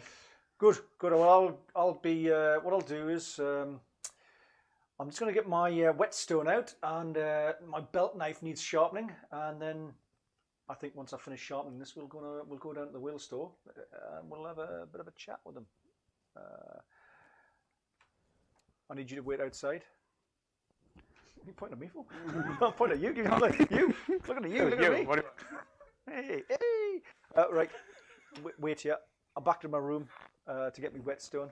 And is there these demons? Is there a way of sensing, or is there any way of me knowing whether there's still a presence around? Is there a way of? No, I didn't. No. Right. Generally, they'll be screaming because they will eat. Right. So when they're here, it's uncontrolled, and then right. Okay. Yeah. I mean, they do have intelligence. Yeah. You know, you can communicate with them. They're not like bottom feeders. Yeah. But you know, there's a lot worse that could have been brought forward. But they are generally the most common as guardians, messengers. They are used to kill in darker days. And when they're accidentally brought through, they are generally more guttural, animalistic intelligence. And we'll just if one of these had been brought through without being controlled, it would have probably been on the rampage. They're not sort of hanging around just watching people. Their more basic instincts come out, and they're just like. So when they first start, their first instincts will be to like anything of basically just survival, and then start picking off prey. The more they eat, the more powerful they become. Right. Now, if it is an accidental summoning, it doesn't. You know, they can become quite powerful quite quick because the more they eat. But ultimately, they'll break up and disappear before they become a genuine threat. It basically. The dimension, the natural way of things will assert itself before it becomes a real threat. If it's been brought forward and released, as it were, is being allowed, they can become greater denizens. They will and can become full on Demons. Yeah. You know, it's because they're not. They are caught. They're stuck to the plane. They're tethered to the plane. Right. Okay. I'm going to go into that part of the room where I stashed the brooch with the skull on it. Yep. I'm going to. The bird skull. Yeah. Yeah, the bird skull, and I'm going to go out and get a hold of it, and I'm going to spend a few seconds just looking at it and contemplating it and seeing whether you know, when last time I touched it, I got some sense of its previous usage and what was going on. I had a bit of a mini vision. I'm just going to not pour myself into it, but see if there's an awareness that's involved in this thing, if it's changed, if it's... No, but it hasn't changed. It's still got love turned to sorrow, and which it comes. You know, you hear the sound of a woman crying in pain, but not physical pain, but in the pain of a broken heart, effectively. Right. Okay, I'm going to put it back in its. I'm going to put it in its hiding place. No, you were standing in your room and you take it out. Okay, yeah. And then put it back in its hiding place. Then come back out with my whetstone. Yep. Taking the belt knife out and start making the vicious-looking blade. And then just start making, obviously, just like. Yeah. and start putting an edge on this thing, like even more of an edge, Ooh, that's quite good, right? Bjorn, should we go and have a chat with these? Me? Do you want to see what they've got to say, or I can let you know afterwards? That'd be fun. Oh, it's something I've been looking forward to for a couple of hours now. They insult me. King Otwin will have to pay. And he seems to just throw a sum. What was I expecting? The Berserkers, the Thuringians? Either way, this will not go unpunished. Oh, the punishment. There will be war between us. There is already punishment. There is already actions being taken, and Otwin will be getting a message for care of the Senathai. No one attacks the Senathai. No one. Otwin knows that as well as anyone. He's not as bestial as he lets himself be out to be. He understands the ramifications of what happened. He may or may not be aware, though, that his son was apparently part of that group. I was not made aware of this. He turns to Erstat. He's standing in the... Oh, so it's come out now, is he? No, he was in the Great Hall. He was just of no interest at that point. Right, okay. He's standing behind the throne. Did you know of this? Nope, I wasn't made aware. He did not advise me that... None of them advised me that they were the son of the king. But my understanding is that the king has many sons, all illegitimate. Well, he's got one less one now. Do we know which one? This is Erstat. Yes, I do. And then I walk off. Audible. You see Erstat. He's not giving off any power at this point. It's normal Erstat, slimy, stinky Erstat. The king just goes back to his cup. Well, Senathai business. Not of my concern unless they make it so. Bring me more wine, ale, and a pig's leg. Pig's leg. Ooh. Delicacy. Right, let's stride out purposely towards the holding area where the Thuringians are. I'm following behind. It's the building that you pulled the front off. Oh. Is the wheel building. The front fell off. Well, the front fell off. I don't know what's happened. The wave hit it. Where is it? It's in the environment. No, it's outside the environment. You see two Unborogan guards. Their colour is distinctive. They've got sword and shield, standing at relaxed guard at the hastily repaired and shuttered up front. Right. They stand up with far more attention as you approach. Gentlemen, I have an appointment with your step friends. aside. And walk in. Is there light inside? Is it? Nope. We need some light in here. This is going to be some wet work. I need to see what I'm doing. Do you want natural light, or are you going to create light? I'm going to create light. Yeah, like. Oh, but there is. No, like as in create light, as in. You for a moment you remember that you're in the whale oil Yeah. shed. So that's why there's no light. Yeah. You go, and you see that be light. You see him go like, you can see, he goes, and there's that very subtle, the afterglow, but there's no actual memory of light. It sort of goes, and you're like, did I say? You go, Like, yeah. This map. And that's why the tribes. That was the end of the empire. The end, good folks, gentle folks. The end of the empire. What's this? Remember the destruction of the Warhammer world happened 2,000 years before because we're recreating history. The truth, all a dream. Right. There'll be some. Shuttered lantern. Yeah, I was going to say there'll be some way of getting Bring light. forth. Yeah. Click. Okay, that's safe. We can be in the oil area. Yeah. You can see that they're chained. Basically, arms up the wall. They're shackled to the floor. It's hastily been made. These shackles have been driven into the walls, into the floor, and they're in a very uncomfortable, slightly strained. So they can't really, they cannot move. They're heavily muscular bodies or Working against them. exactly. Yeah. Right. Someone knew what they were doing when they were chaining these guys up. Yeah. The swelling has turned to. The swelling's still there. It's, the black is spreading with the yellow and purple tinges that you can see through the lantern as you both step into the cold, damp, stench-filled whale oil storage. So I'll walk up to anyone in particular. It doesn't matter, just the nearest one. and look up to them probably, because they're probably still quite. Or they shackled. They're shackled down, are they? Yes, yeah. Right. So, gentlemen, tonight probably isn't going to be your finest night. It can be quick. It can be probably painful. It can be quick and less painful. I want to know about. I want to know about Jokel. He's dead. You killed him. Yeah. From your point of view, one of them. One of them. Yeah. You recognise this as the one that was the night god. So, is he the leader of your little group in town? Yes, he was. And what's he got against the Seventh Eye, other than what everyone else has against the Seventh Eye, that would make him want to think that he could attack me? We weren't there. We couldn't tell you. He doesn't talk. He never talked. Well, didn't specifically seem to lower himself to talk about wanting to attack a Seventh Eye. It was probably your pet that he was going for. No, he was going for me. I wasn't there. You killed everyone that was. Or so we've been told. And apparently we should be scared and we've been threatened. If that's what he did to them, what's he going to do to you? And I'm chained to a wall. Mm. So I tell you now, Seventh Eye, all you're doing is breaking up the night because it's boring and cold. It won't be right. It won't be that boring and cold for long. Don't you worry. The gods will receive you, and it will be there for decisions of what's going on. In the meantime, given that you're going to those vaulted places, you're working for Jokel, or you're working for Jokel. Or you're working for our chieftain's son. Or are you working under his direction, or Arvind? Why are you working? Why are you working as a doorman for a pleasure provider? Free women.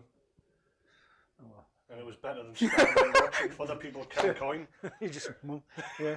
For a Thuringian, makes sense. And you can overthink these things. It's like, yeah, okay, yep. Oh. Makes it, yeah, that's fair sense. enough. Yeah, that's okay. Yeah. Was Jokel a favoured of King Ottoman, or was he just one of his many brats? Just one of his many. Excellent. And how long were you supposed to be in town for before you were heading back? As long as we were told to be here. By Jokel? Yes.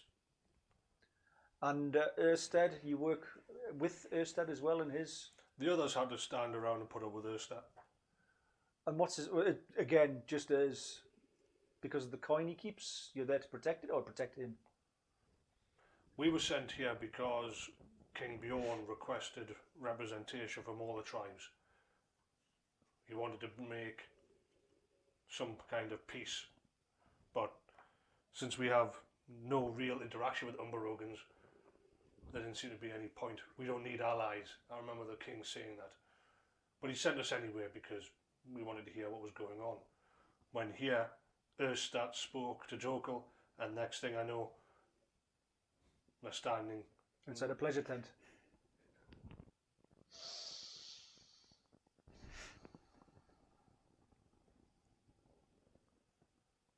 The other one that's beside the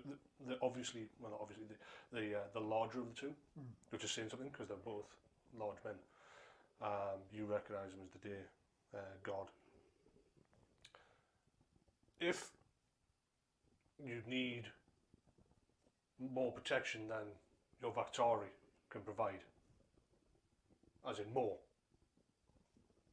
we are more than happy to lend a hand in any way. Well, it's a kind offer from a Thuringian, of a group of Thuringians that were attacking me but a few hours ago. Then they were weak. They died, but they are still in the Hall of Ulrich. And whether we go tonight or in the future, it makes no difference. We will go. I know that I will go, but I hate being in the shadow of other people. However, a Seventh Eye, that's one hell of a shadow. So if you must be walked upon by power. And I think aligning myself with the Seventh Eye will give me more pleasure than not.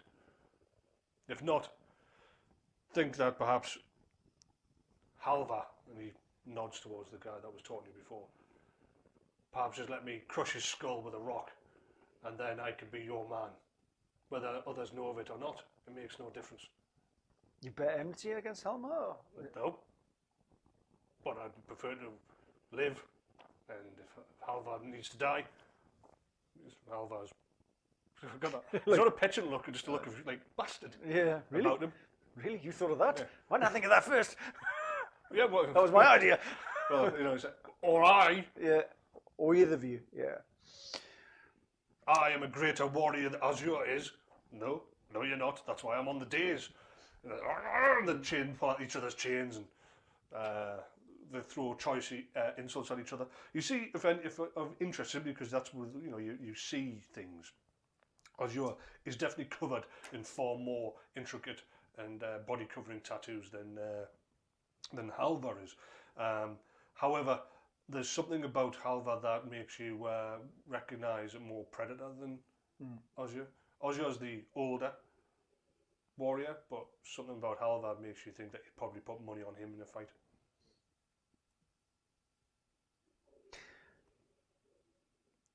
Thank you for being honest with me, and I wish Godspeed to your forefathers' halls when the time arrives. That time may be tonight. That time might be months, years away. Who knows? The gods are capricious in these matters. I will leave you be for the moment, and the next time you see me, it will be either to send you on your way or to release you.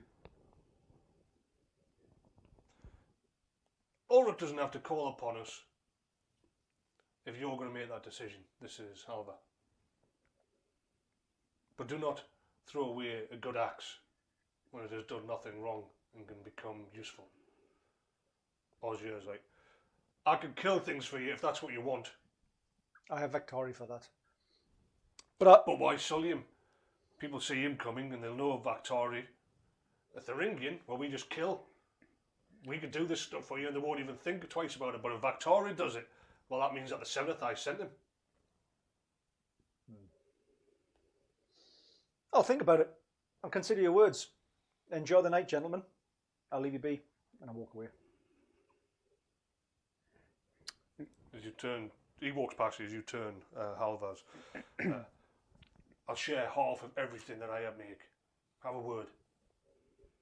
Make him understand how useful I could be. Really? You turn. A moment ago when you were shackled outside, you weren't interested. Yeah, well, the Seventh Eye just said basically he's going to sacrifice us, so Well, anything I can do you to weren't make that last aware longer. that the Seventh Eye had these plans for you. You honestly thought that you were going to get away. We don't think that far ahead. No, you don't. We could be useful. I've seen how useful you can be.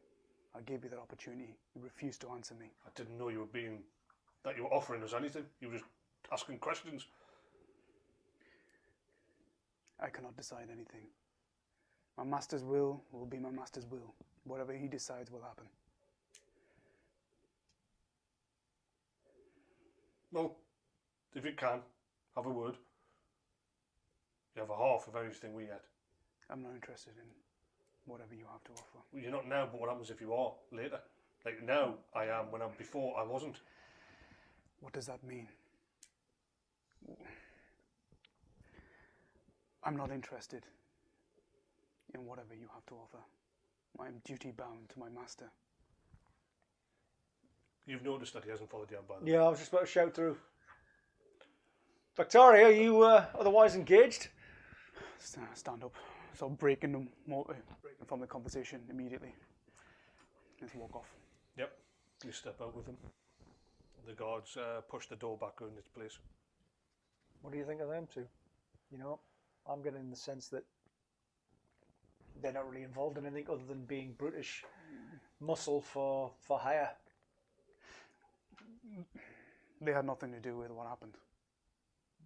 If makes sense. you're asking for my opinion, Master. I am. That's why the question's posed. Yokel, he acted alone. Well, there was another four other Thuringians in close proximity when Trying to stop him. when he was acting alone. Trying to stop him. This is my understanding. But what you decide... Are these all the Thuringians in town? Yes, I did as you asked, Master. I spoke with Ovid, and he confirmed there are 7. 5 of which are now dead. These are the remaining 2. Did he have any more information about? He said he will have that information, as promised, tonight. Smell wine. You've been drinking? No. Yes. No. Yes. I had but a single drink, Master, when I visited Ovid. I didn't ask you to do that. Didn't ask you to start drinking. I need you sharp. I understand, Master. Right, let's get ahead. Let's get back to that hall. See what Erstat's up to. Come on, let's move. I've had enough of this. It stinks in there. Falling behind. Lead the way, Master. Yep. Well, it's a short walk. It's obviously it is night time now. Darkness has fallen. Fires and hearths from multiple buildings glow through the windows of the houses as you pass them by and towards the main hall, which is by far the most lit up building, and obviously, as you know, the largest. People are having meals and drinks, and warriors, and again, various different tribe people from that have come in, traders, etc., are all meeting in the main hall itself, and it's quite crowded when you walk back in, even more so than it was. The Queen is nowhere to be seen, but at this time of night, you realise that she's retired, this heavily pregnant, and the King is hosting the hall with anyone that will come by, past his chair. Erstat is not to be seen either, but you see, yeah. That's true. Yeah, I was going to. No, you don't. I was going to say Arvin, but not Arvid. But then I realised that there's no such person as Arvin. It's a different name, and he's not there anyway.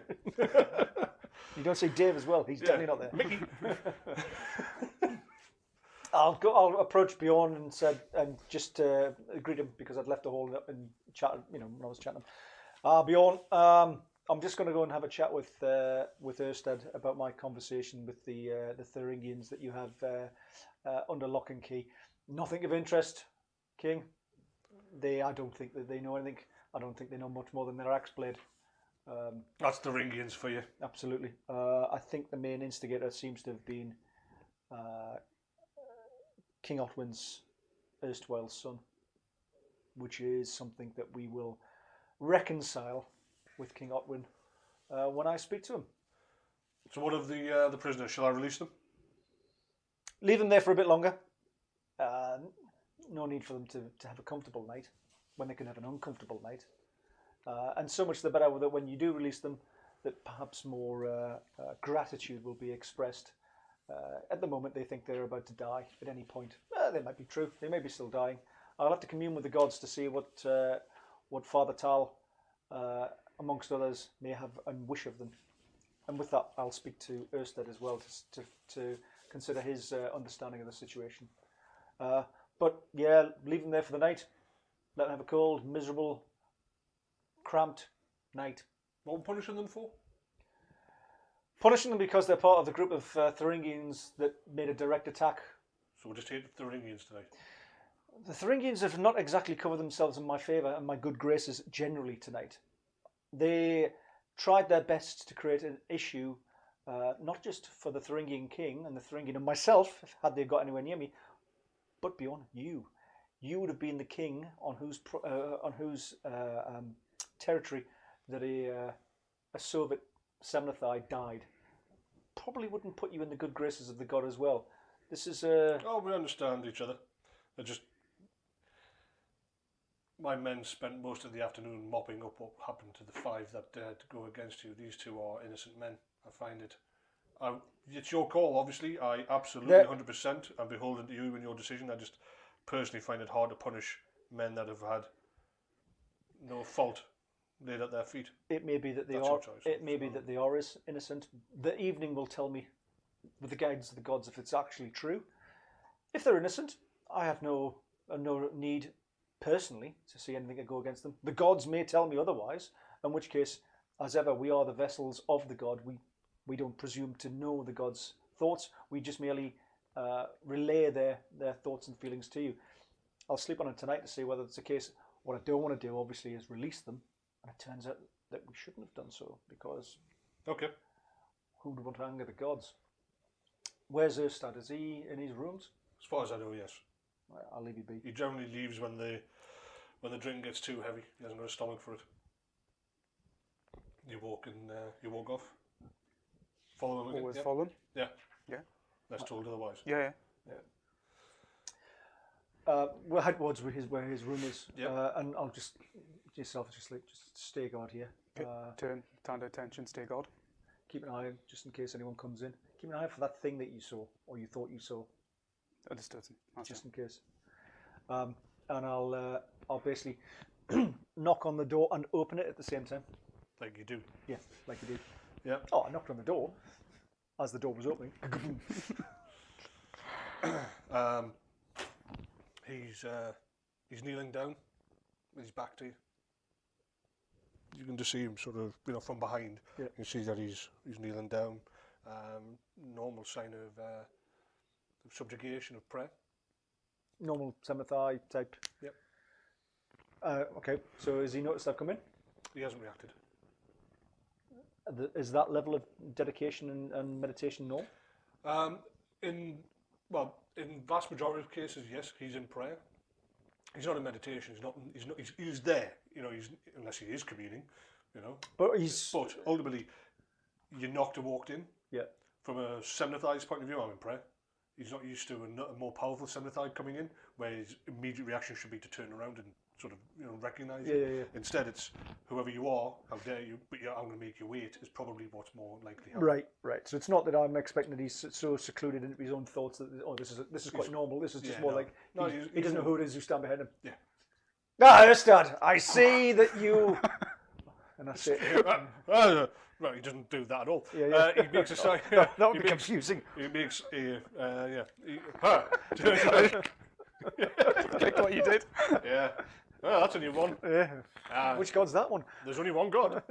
Oh, the knife! Heretic. He turns around, leans on his bed. Sorry, I was communing with the gods, seeking their guidance. And what did the gods have to say, good Erstat? They had not deemed to give me anything that I was able to work out. Many visions, as you are well aware, you're standing in the doorway open, you can see there's a Victoria there. Many visions pass us by, we must commune with what they show us, and there was nothing clear. But I have a sense of purpose, which has been bestowed upon me. So, tell me about Jokul. Tell me what you know. He's the son of Odwin, you heard. I heard, I told you. Oh yes, I heard. He's the son of Otwin. So you were working with him for weeks, and you now only discovered that he's the son of Otwin. Never thought to ask. Would you ask? For all we know, he's the son of Otwin. Oh, bro. His eyes. Now, right, you go. So The point is, I don't ask my horse if it is the son of some kingly horse. you didn't think it was a good idea that the Zaknik of the Umbarogan would know to keep us informed, and perhaps to let the king know, that a son of one of his... I didn't know. He was just Well, clearly you didn't know, but why didn't you know? What else don't you know? Because What are you doing? Well, you didn't know. I've only been here a few days. I now know. Well, I know at the same time as you. That's just timing. And you've been here for how long? 5 years? Yes, but he How wasn't. long's he been in the town for? You've been working with him, man. He's just a Thuringian. He's been here like other Thuringians.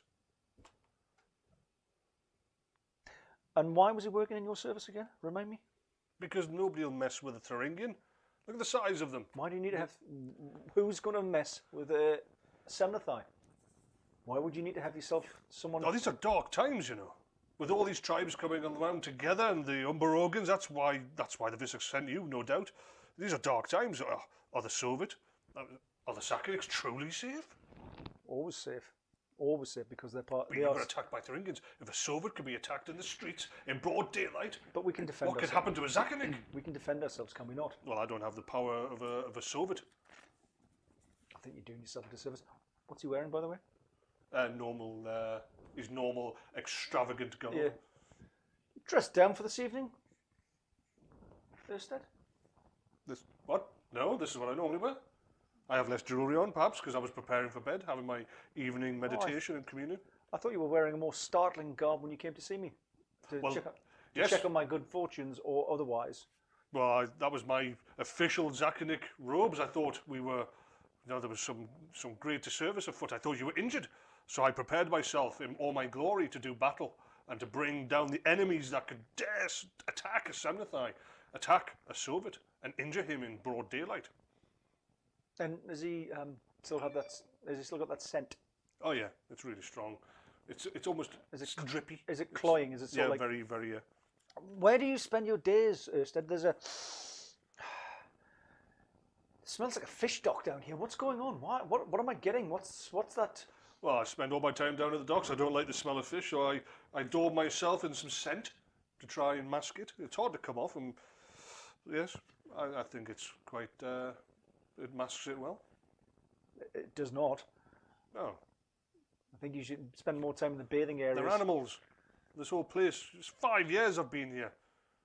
They're animals. I do believe that you're wasted here. So do I. Have you spoken to Ingvar About about the circumstances of today? You said you would speak to Ingvar. not yet. When will that occur? Well, after I communed with the gods and sought guidance on today's activities, I would then commune with the Visok. I thought you said you were going to bed. I would then go to bed. So are you going to speak to him now? When I finish communing with, yes, I will. Sorry, I don't chuckle. Yeah, the Victorian. A nervous titter. He's getting arseholes as well. It's fine, someone else is getting it. Well, I would like to be part of this community. But when I commune with the gods, I go. It's private.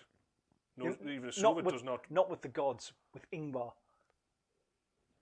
Now, Is there another time? I don't know how we can both commune with Ingvar at the same time. You worry about that. I don't have that power. I do. So you want me? To begin your discussions with Ingvar, and I will announce myself. Come on. He kneels down by his bed, drops his head. You can feel him draw upon the power. Yeah, It's weakly. I'm just going to set. I've never tried this before, so I don't want to put. I'm just like, and I'm going to join. He reaches out. You find yourself waiting almost. You're literally standing in the tent of Ingvar, who you can see is sort of like looking up at you, waiting for you to make a connection, and you're there. And he's looking up at the rafters, sort of thing. You're just going to hang there all night. Just trying to get used to it at the moment. And I'll come down. You connect with Ingvar. What was that? What was what? You came. You hung there like a ghost. What was your purpose? I'm not entirely sure. Oh, That's why. you can't. You can't sort of like you can't see the connection of how all three of you are now together. As you say, it's fairly it's a new concept in that sense. Yeah. But basically, everything around you is like grey, swirling smoke and wind and power, and you three seem to visually be together in a slightly solid form, but not fully. You just see basically the Soviet. Back to All right. I understand God. You just feel a chill. Right. There's a distinct difference in temperature, a drop in the room behind you. Yeah. Erstat? Erstat would like to give a report. Erstat, carry on. Visok, there was an attack on the Semnathai today by Thuringians. Specifically, one led a group against the Soviet. It was one of King Otwin's sons decided to make a personal attack against myself. I've spoken to Krunk. He said, Krunk. He's so beneath you can't even remember his name. It's an interesting mind to talk to, put it that way, to try and ascertain as to the repercussions to King Otwin. The Seventh Eye have been overtly attacked in the streets in someone else's city, in someone else's territory, and therefore to keep the tribes tension and slightly off-footed, I think a sacrifice to help Jokul, the son of King Otwin, on his way to the god's lap, which needs to be instigated. Jokul still lives? No. As you say, it cannot be answered. It cannot be ignored. Erstat, you shall come back here to the Enclave. But before you do, I want Bjorn to select 10 of his men, and I want them sacrificed by the close of tomorrow, by tomorrow night. And I want to know why Thuringians were in Umberogan lands. Their tribes do not have a common border. So if they were wishing to join against us, I want to know this. I will leave that to you, Sovit, to interrogate the king. I'll find out what's going on. As for the Thuringians, we have 100 strong Victoria there. We shall have a purge. I shall send word to Krulk that 1 in 10 shall be sacrificed by tomorrow night. The message shall be clear. No Semnathai of any standing will be attacked. As for your Victoria, I expect him to be punished. Oh, he will be. Because he should have seen any attack coming. Unless, of course, he was the one that did protect you and killed these Thuringians. They did had a little chance at the stage that they came to. He was on the defensive. However, I have taken steps so far to punish him, and the punishment will be ongoing. Anything else? He looks towards Erstat. Everything else is going to plan. We are in preparation for Alvar's sacrifice. I just await the Soviets' permission on when to do so. And when will this be? Oh, the next couple of days. I think is timely advice. After we punish Bjorn, I think a reminder that the gods also need to be satiated. I expect Bjorn to be on his way within the next 5 days. It'll be so. If there's nothing else, nope, my lord. The connection is instantly broken. You feel the temperature drop, and you both hear Erstat taking a breath. And we'll leave it there. Oh, it's going to do more. Well, we are 10 minutes short of our 2-hour thing, because obviously I know that due to audio issues we were 10 minutes late. Yes. Or was it 18? I can't remember now. Yeah. But right, so we've had some people coming in. At the moment, apparently we've got 2 viewers on here. I don't know who's on originally. We had just a shout out to Votel for Woody, who went you, as well as the Willy Dog, who stopped in to say have a great day. Ramnez, what was it? What was it? Sexy deer. Sexy deer. Not deer.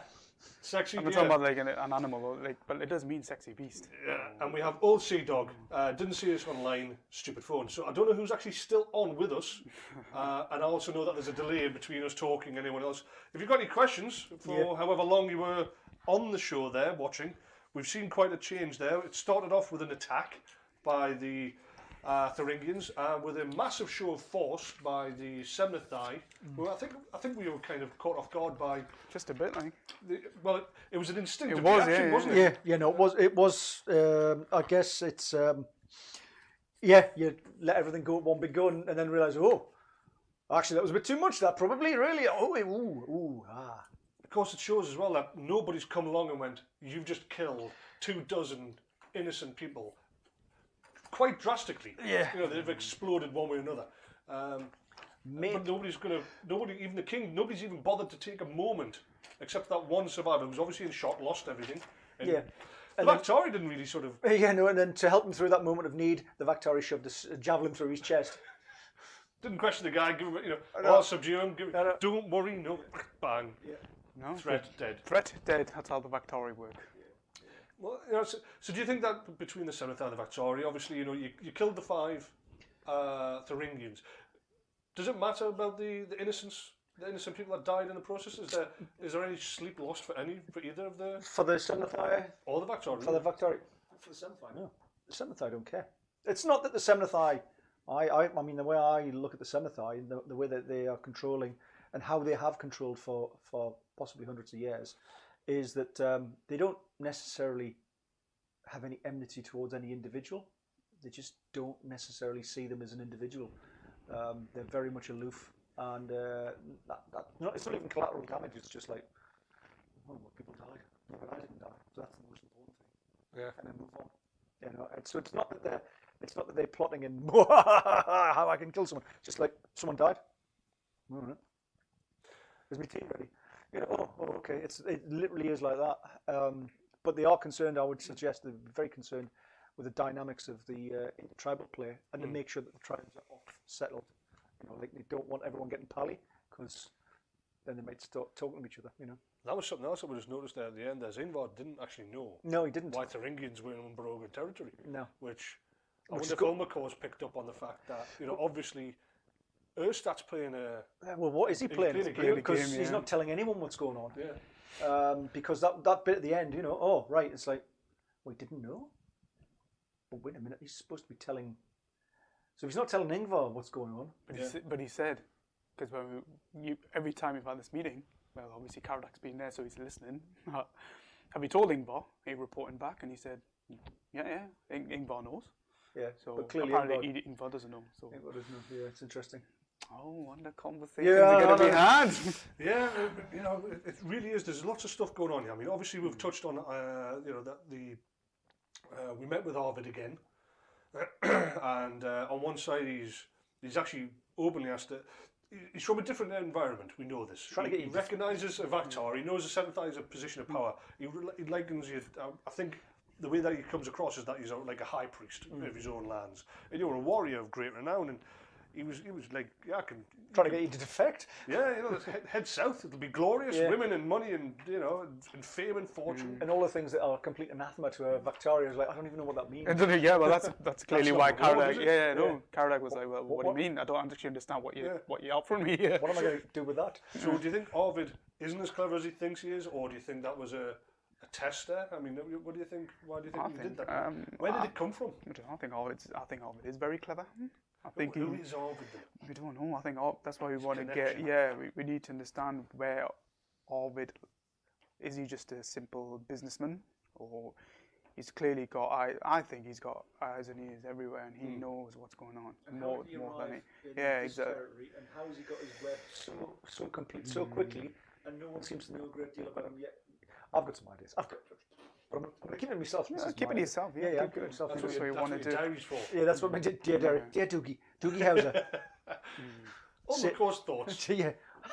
Kill. We don't want to give away your thoughts. I mean, before the episode. Kill them all. That's just all I think. Generally. Well, that's the thing, isn't it? I mean, that's what the diaries are for. Is to, as you, Nevin and Talbot, there's Ulmakor's thoughts, but what's your thoughts about Ulmakor's thoughts? Yeah, no, I mean, what fourth wall? But it's also a bit like the fight scene. Just in terms of the technicalities of what we do. I wasn't too sure what I was going to be doing. It's like, it's like playing through my mind. I've been thinking about it for a few days. How is he going to react? How is he going to react? Yeah. And it wasn't until eventually when it was like, and start. It's like, oh. No, I think he reacted perfectly. I think this is, if I was looking at it from, thinking, if I were a 7th Eye, what would I do? I think you played it really well. It was just like, if you think about the scene, how it sort of transpired, we turned around and they are upon us, literally. So, your instant reaction is, no, I need to defend myself. And that, obviously, it was all clear overkill, but that's a good... but Ulmakor overreacted slightly and gouged the earth. Oops. He took it, there was a side effect, of course, but...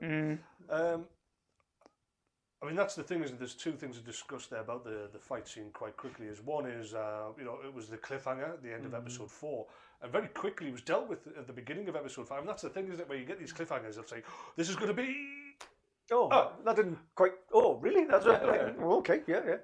And from your point of view, Nevin, yeah, Talbot, as far as not so much Caradak, but from you, this is the first time you've seen the Seventh Eye's power. It's the first time.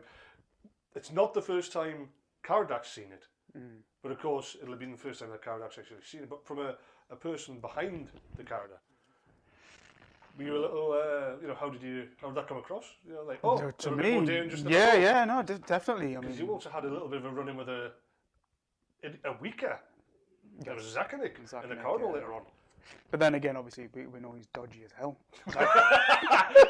He's dodgy. He's dodgy as hell. Bit low, bit But So yeah, I mean, and that's the first time we've seen Caradak actually take a life, and there was no emotion behind it at all, was there? No, Caradak, like it wasn't an innocent Caradak, life. it was, but the way Caradak, But it wasn't going to be an innocent life. No. That's to say, Caradak is playing how he perceives the Victory. He is a Victory and all. His job, his duty is simple, and that is to protect at all costs, and that is it. If you recall, I did say, get back. I did shout a warning, but then Caradak saw that. Look, no, it's not going anywhere. This, I don't have time to sort of go. Calm down. That kind of thing. No, that's not the Victory way. He's not worth it. Warning. No, dead. Yeah. And that's the way it is. He doesn't see it as innocent. It could have been anyone. It just had to happen. Woman, it just had to happen because obviously, end of the day, he did not want to see. He saw his master at a. You were on the ground. You were on the ground at the point, very vulnerable position. So he didn't want to see that. Anyone causing him further harm. So we saw the big grand cliffhanger. 5 berserk Thuringians charge up the street. The fight was over and done with dramatically, very hard. Considerable damage to environment and innocent bystanders. It was done very quickly, and that was the brutal sort of impact of it. Of course, how do you think it would have happened if we had to roll dice?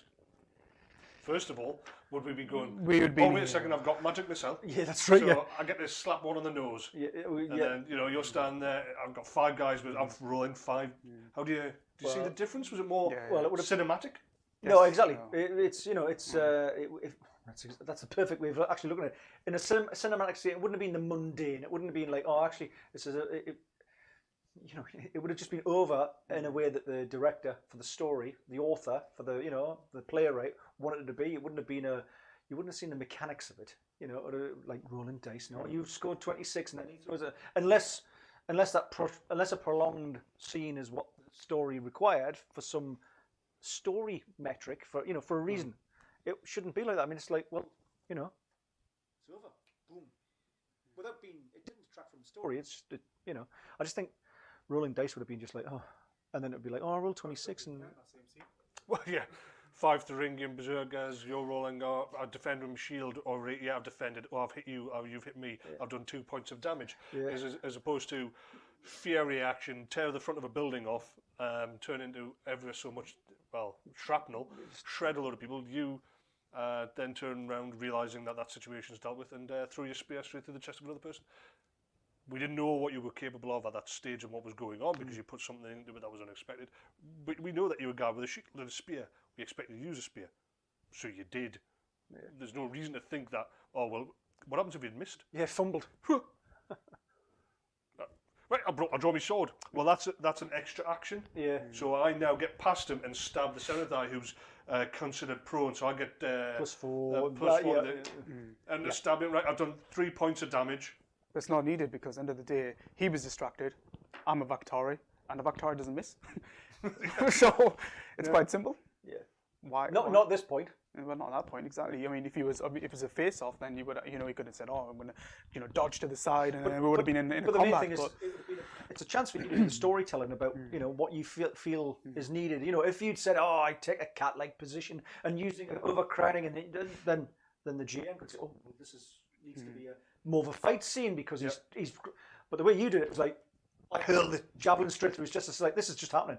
This is not like this is a professional doing a professional job, and boom, it's gone. No, I do. I mean, if you take it that way, which is the great thing about this sort of storytelling, if you decided to take it a different way and you were talking about taking low stances and blah blah, then GM might have went, oh right, let's play this as a more of a combative thing. Yeah. And that's the beauty of this system. You don't need to. The brutality of it was just guy is walking towards you, not saying anything, spear straight to the chest, heart dead. Yeah. You know, action straight to the point. How would it actually work? This was that's how we think. That's how we always play this system. The dice system is that. What if this was a real life scenario? How would it happen? How would it transpire? This entire thing work out? And that's how it would work out. You wouldn't be like, oh, man, just calm down. All right, just calm down. No, I'm a fully bred warrior. You know your brief. I know my brief. I know my situation. I know my history. And my job is not protect, to talk him off. just to kick him off. Yeah, exactly. Protect you at all costs, and that's what he did. Can you imagine if as I was coming to and you're having a chat? Yeah, exactly. What are you doing? Maybe other Bactaris would have, went, no, somebody's coming, and went straight for the javelin. But I did say stop. I did give that warning, so maybe that's something that's different in Caradak, which other Bactari probably wouldn't have given that. I suppose we'll see when the Bactari turn up how brutal they are. There you go. Caradak's actually quite a nice guy. In comparison, nice guy for someone that's really not nice. Yeah, for a bloodthirsty killer. Because that's the other thing is, do people perceive Ulmakor and Caradak as nice guys, or do they perceive them as a darkness? Have they seen something that we haven't? But we've had our first real fight scene. There was all kinds of dice rolling that wasn't done there. Spot checks, fear checks, this check, that check, agility test, draw your way. It went cinematic. The fight was over and done with. It didn't detract from the overall story. We've got to progress onwards, and that's a cool thing. Now we've gotten on to other things where I'm not telling you to roll a dice. Oh, did you notice this? Because when as it turned out, Erstat was walking down the corridor. I didn't make you roll a observation test. You're on guard. You're alert. You're any noise. What's that? Oh no, you don't hear it until too late. So many dice rolls that could have delayed and delayed and delayed. We've done away with them. Oh, also just the fact that there's someone you're in the corridor, rolls dice. You fail perception test. You don't know. You're going like, I'll check down the corridor. Yeah, exactly. Let's say for instance, Bactari failed the perception test. How daft would that look? Oh, I didn't see you there. Yeah. I literally walked down the corridor in front of you. Unless you're blind, or unless you're using unless you're using magic. Yeah. But then that would be worked into the story. Yeah, exactly. Because if I didn't see him, I didn't see him. Like, so you didn't see him. Yeah, exactly. What actually are you any good for? So I mean, so we've obviously we've got through that. We've been held up against the wall. How does that feel? Did you think you were in trouble? Because the other thing is, of course, I was seeing what was happening with you. I saw what Erstat was doing. He was exercising his strength, showing that he's not just because he comes across as this sort of this little guy that can't really do. But he's still zacking. He's still got power. And obviously, you're the big kahuna watching your pet tool get pushed up against the wall and sort of bullied for a bit. No problem. Needs to be done. I mean, from my perspective as a Semnathai, I mean the servant, the tool is getting shown who's in charge. Well, that's all right. I don't have a problem with that. It's exactly it's right as well, isn't it? I don't have any problem. I don't have any problem at all. If he'd start like pulling arms off, I might. Yeah, wait. I might need that later on. But put it back. No. You can carry on with that. That's fine. Particularly as there was somewhat of a piss contest, has got me into that problem, anyways. Hence the back fist or slap to the face. Yeah, you got bullied to hell. I did get bullied. Well, not you, obviously. No. And then there's so we've gone through it. Do you think he's been on the ale too much? just like every time he gets a chance to do. Now you've had everyone on a wild goose chase looking for giant cats. And then it's like just when you go while we're in gaming. Have you had a drink? Goes no, yes. Because I actually generally forgot that I had it. No, actually yes, I have had that one drink in there. It's like all right. Been drinking this evening, have you, sir? Like, no, yes. Just blow into that, will you? Yeah, exactly. It's just like all the way as well. Like it's interesting that Caradak just slightly not too sure of his position. Like he's sort of in his element and totally out of his element. Yeah. Like because he's been asked to do things that like he's an enforcer, he's a strong arm, he's the warrior, he's the kill and be killed and the steel wall of the Semnathai, and then he gets to just do some covert stuff. you know, like, another interesting thing that you're probably seeing is that when I was in conversation with Ovid, and, you know, he was saying, you know, giving him this dream, almost trying to sell him this dream, and God was like, I don't actually know the question, I don't actually understand it. Yeah. You know, are you sick of being bullied? You know, your master, and I goes, I actually don't understand that. Yeah. Because you don't see it as I bullying. don't see it as bullying. Yeah. That's his life. And then that's what I was like, on feelings. What does he mean by that? Yeah. What's wrong with him? Right. Well, we've just had Hearty 88 has obviously just finished on whatever they were hosting and have brought their party over to us. We've just had another 8 people jump in, or at least they're watching through Reelsy's cuts. Thanks very much, Reelsy. We've had no other, you know, Reelsy's throwing some raids out there and some smiley faces, but nobody's actually spoken to us yet. As we're coming to the end of our actual show for now. Yeah. So yeah. We've been put in a situation where basically you're learning the ropes. People are talking to you in certain ways, talking to Caradak in certain ways, and it is completely alien to you. So there's no way to respond. And we had that in that scene when you were in the alleyway, talking to yourself almost. And then of course, you've got yourself where we've got Ulmakor dealing with another Zakonik who seems to have power but doesn't. Yeah, which is. Is he a threat? Is he not? Yeah. I know I'm going to have to get him. I'm going to have to get him. I don't know. I don't know. I'm trying to think. I don't like next week. Yeah, for next week. So The thing is, guys, all week, like, you know, I'm doing my normal life, and at the back of my mind, suddenly going, ping, like, oh, wait a minute. Yeah, I'm going to do that. And then by like Thursday, I'm like, oh, what was that? I should write that down. And then come Sunday again, it's like, I'm hoping that just in the moment, it'll all come back together again. It's just completely, yeah. This is when game becomes completely part of your life, and then you sit at work and, you know, you have conversations, you know, about, oh yeah, God, I can do this. Should he have that's why done you're doing that? that. I should have done that. It's good fun. It's good fun. What's he talking about? Killing people? And the best thing about it is yeah, you're trying not to say that out loud at work. Kill everyone. Security. Yeah. The HR manager's going to come over with me. Why would I do? You're sitting there talking about killing people. I was just talking about torturing someone in the game. Yeah, I was just on the phone. Yeah, come on. Now he's got a sport. And it's a bit like, you know, like when you get your favourite TV series, you look forward to it. It's like, it's nearly Sunday, right? What's going to happen? And Can't come soon enough. Sunday week on the 4 to 5 because we were just stuck in that cliffhanger. I was like, oh, I'm going to And then I was talking to you because we do have this, we do actually talk outside of this studio. So this hall happening right here. And yeah, we were discussing it, weren't we? Never than that. Oh, what are you going to do? And you're like, yeah, leave it to me. I've got something great planned. I've got something planned. It's like, oh yeah, great. I can't wait to see what's going to happen. But like I say, we don't know what's going to happen, and that's why we eagerly look forward to what's going to happen next week. So it's episode 6, bring it on. Bring it on. And also, we probably don't say it often enough. Big shout out to Kane. Big shout out. He writes. What are you talking about? I actually. Do you do that? I do give you shout outs. He's just wanting more. You. It's not my fault. You just want more. No, I do give you shout outs in my vlogs. And I'm just, no, I never. What do you mean? Do you know? Clearly, you don't. Do you? It's getting a bit awkward here. I did one. Yeah. I watch his logs regularly. I watch his logs all the time. It's quite small though. It's not really a log.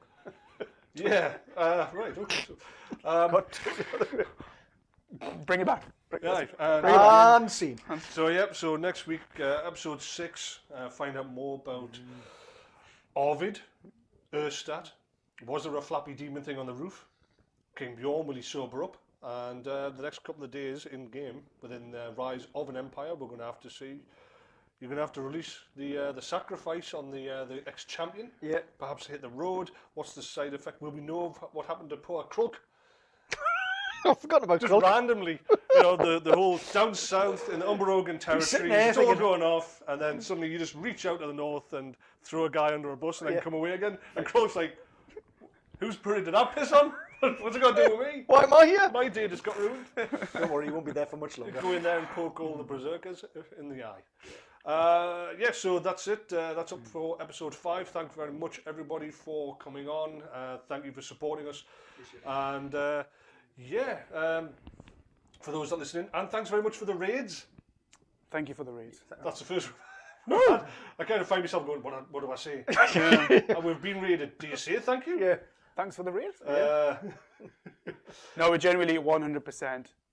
For those who the Cortex group already, Talbot, Nevin. Obviously, you don't see much of Nevin, but you see more of Talbot than you do of the rest. That's because you just hog the camera. I'm just hogging the camera like, constantly. Love me. No. But I generally try my best to the Cortex group.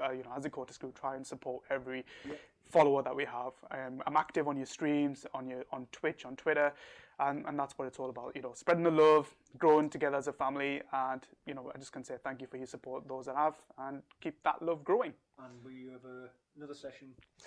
Oh yeah, midweekly. Oh yeah. Well, we're sitting midweek, Midweek, so we have not midweek. Battlefield 4, Cortex Group versus Battlefield 4. If you haven't seen those videos, there's some of them up on our. Well, we tweet about it a lot. You can see the link above our heads now. But it's on our YouTube page, and you can see that not only are we role-playing, but we're also terrible gamers. What are you talking about? Elite fighting force? Yeah, the elite fighting force. Yes. The lads, as the Queen likes to call us. Of course. Whether this is true or not. We started during the week, we started a few missions on Battlefield 4. Yeah. This coming Thursday, we shall once again hit the shores of Battlefield 4 for a select few hours of missions and see if we can drive trucks, see if we can find out how Talbot gets lost while in front of people, and if Nevin can work out how to actually see anybody, because we've got a lot of videos of Nevin randomly shooting the sky. Never mind, I'd also like to point out Talbot attacking every person with a blue dot above their head. He just wants to go for. They're not expecting to be shot. But between horses, R2 sound effects, and the excitement of driving a tank, we'll see what happens in our second Battlefield 4 episode. Always good fun. After that, of course, we will be moving on. So Battlefield 4 next Thursday will be the second and last of the Battlefield 4 series. The following week it will move for once off to a Friday, and we shall be playing, because that will be the release day of Red Dead Redemption 2. You will see 4 of the Cortex group in that. I like the Magnificent 5. Yeah. Or 3, depending on how who's there. Myself and Holt played the first. Or the slightly dubious 2, and of course that'll only be your third week behind a controller on the Xbox, but having not even played the first one, so there will be more chaos reigning as myself and Holt probably, well, we don't know what the story is for Red Dead Redemption 2, so hopefully we'll see you there for that.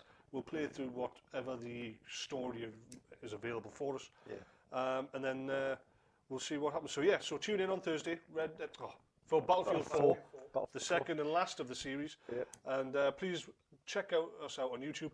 Watch all the videos that we've got on Twitch. There's a few sitting there, and watch these two guys trying to work out that new technology of Xbox One. It's called thumbs. How do you work your thumbs? Opposable. Lynchy Cod, thanks very much for the green heart, and also thank you very much for the follow. Look forward to seeing you all soon, and be lucky. We'll be looking at your tweets, we'll be looking at your pages. And, get active, get involved. We will. Always active. Thank you very much, Mike. Thank you. Bye-bye, everyone. Bye.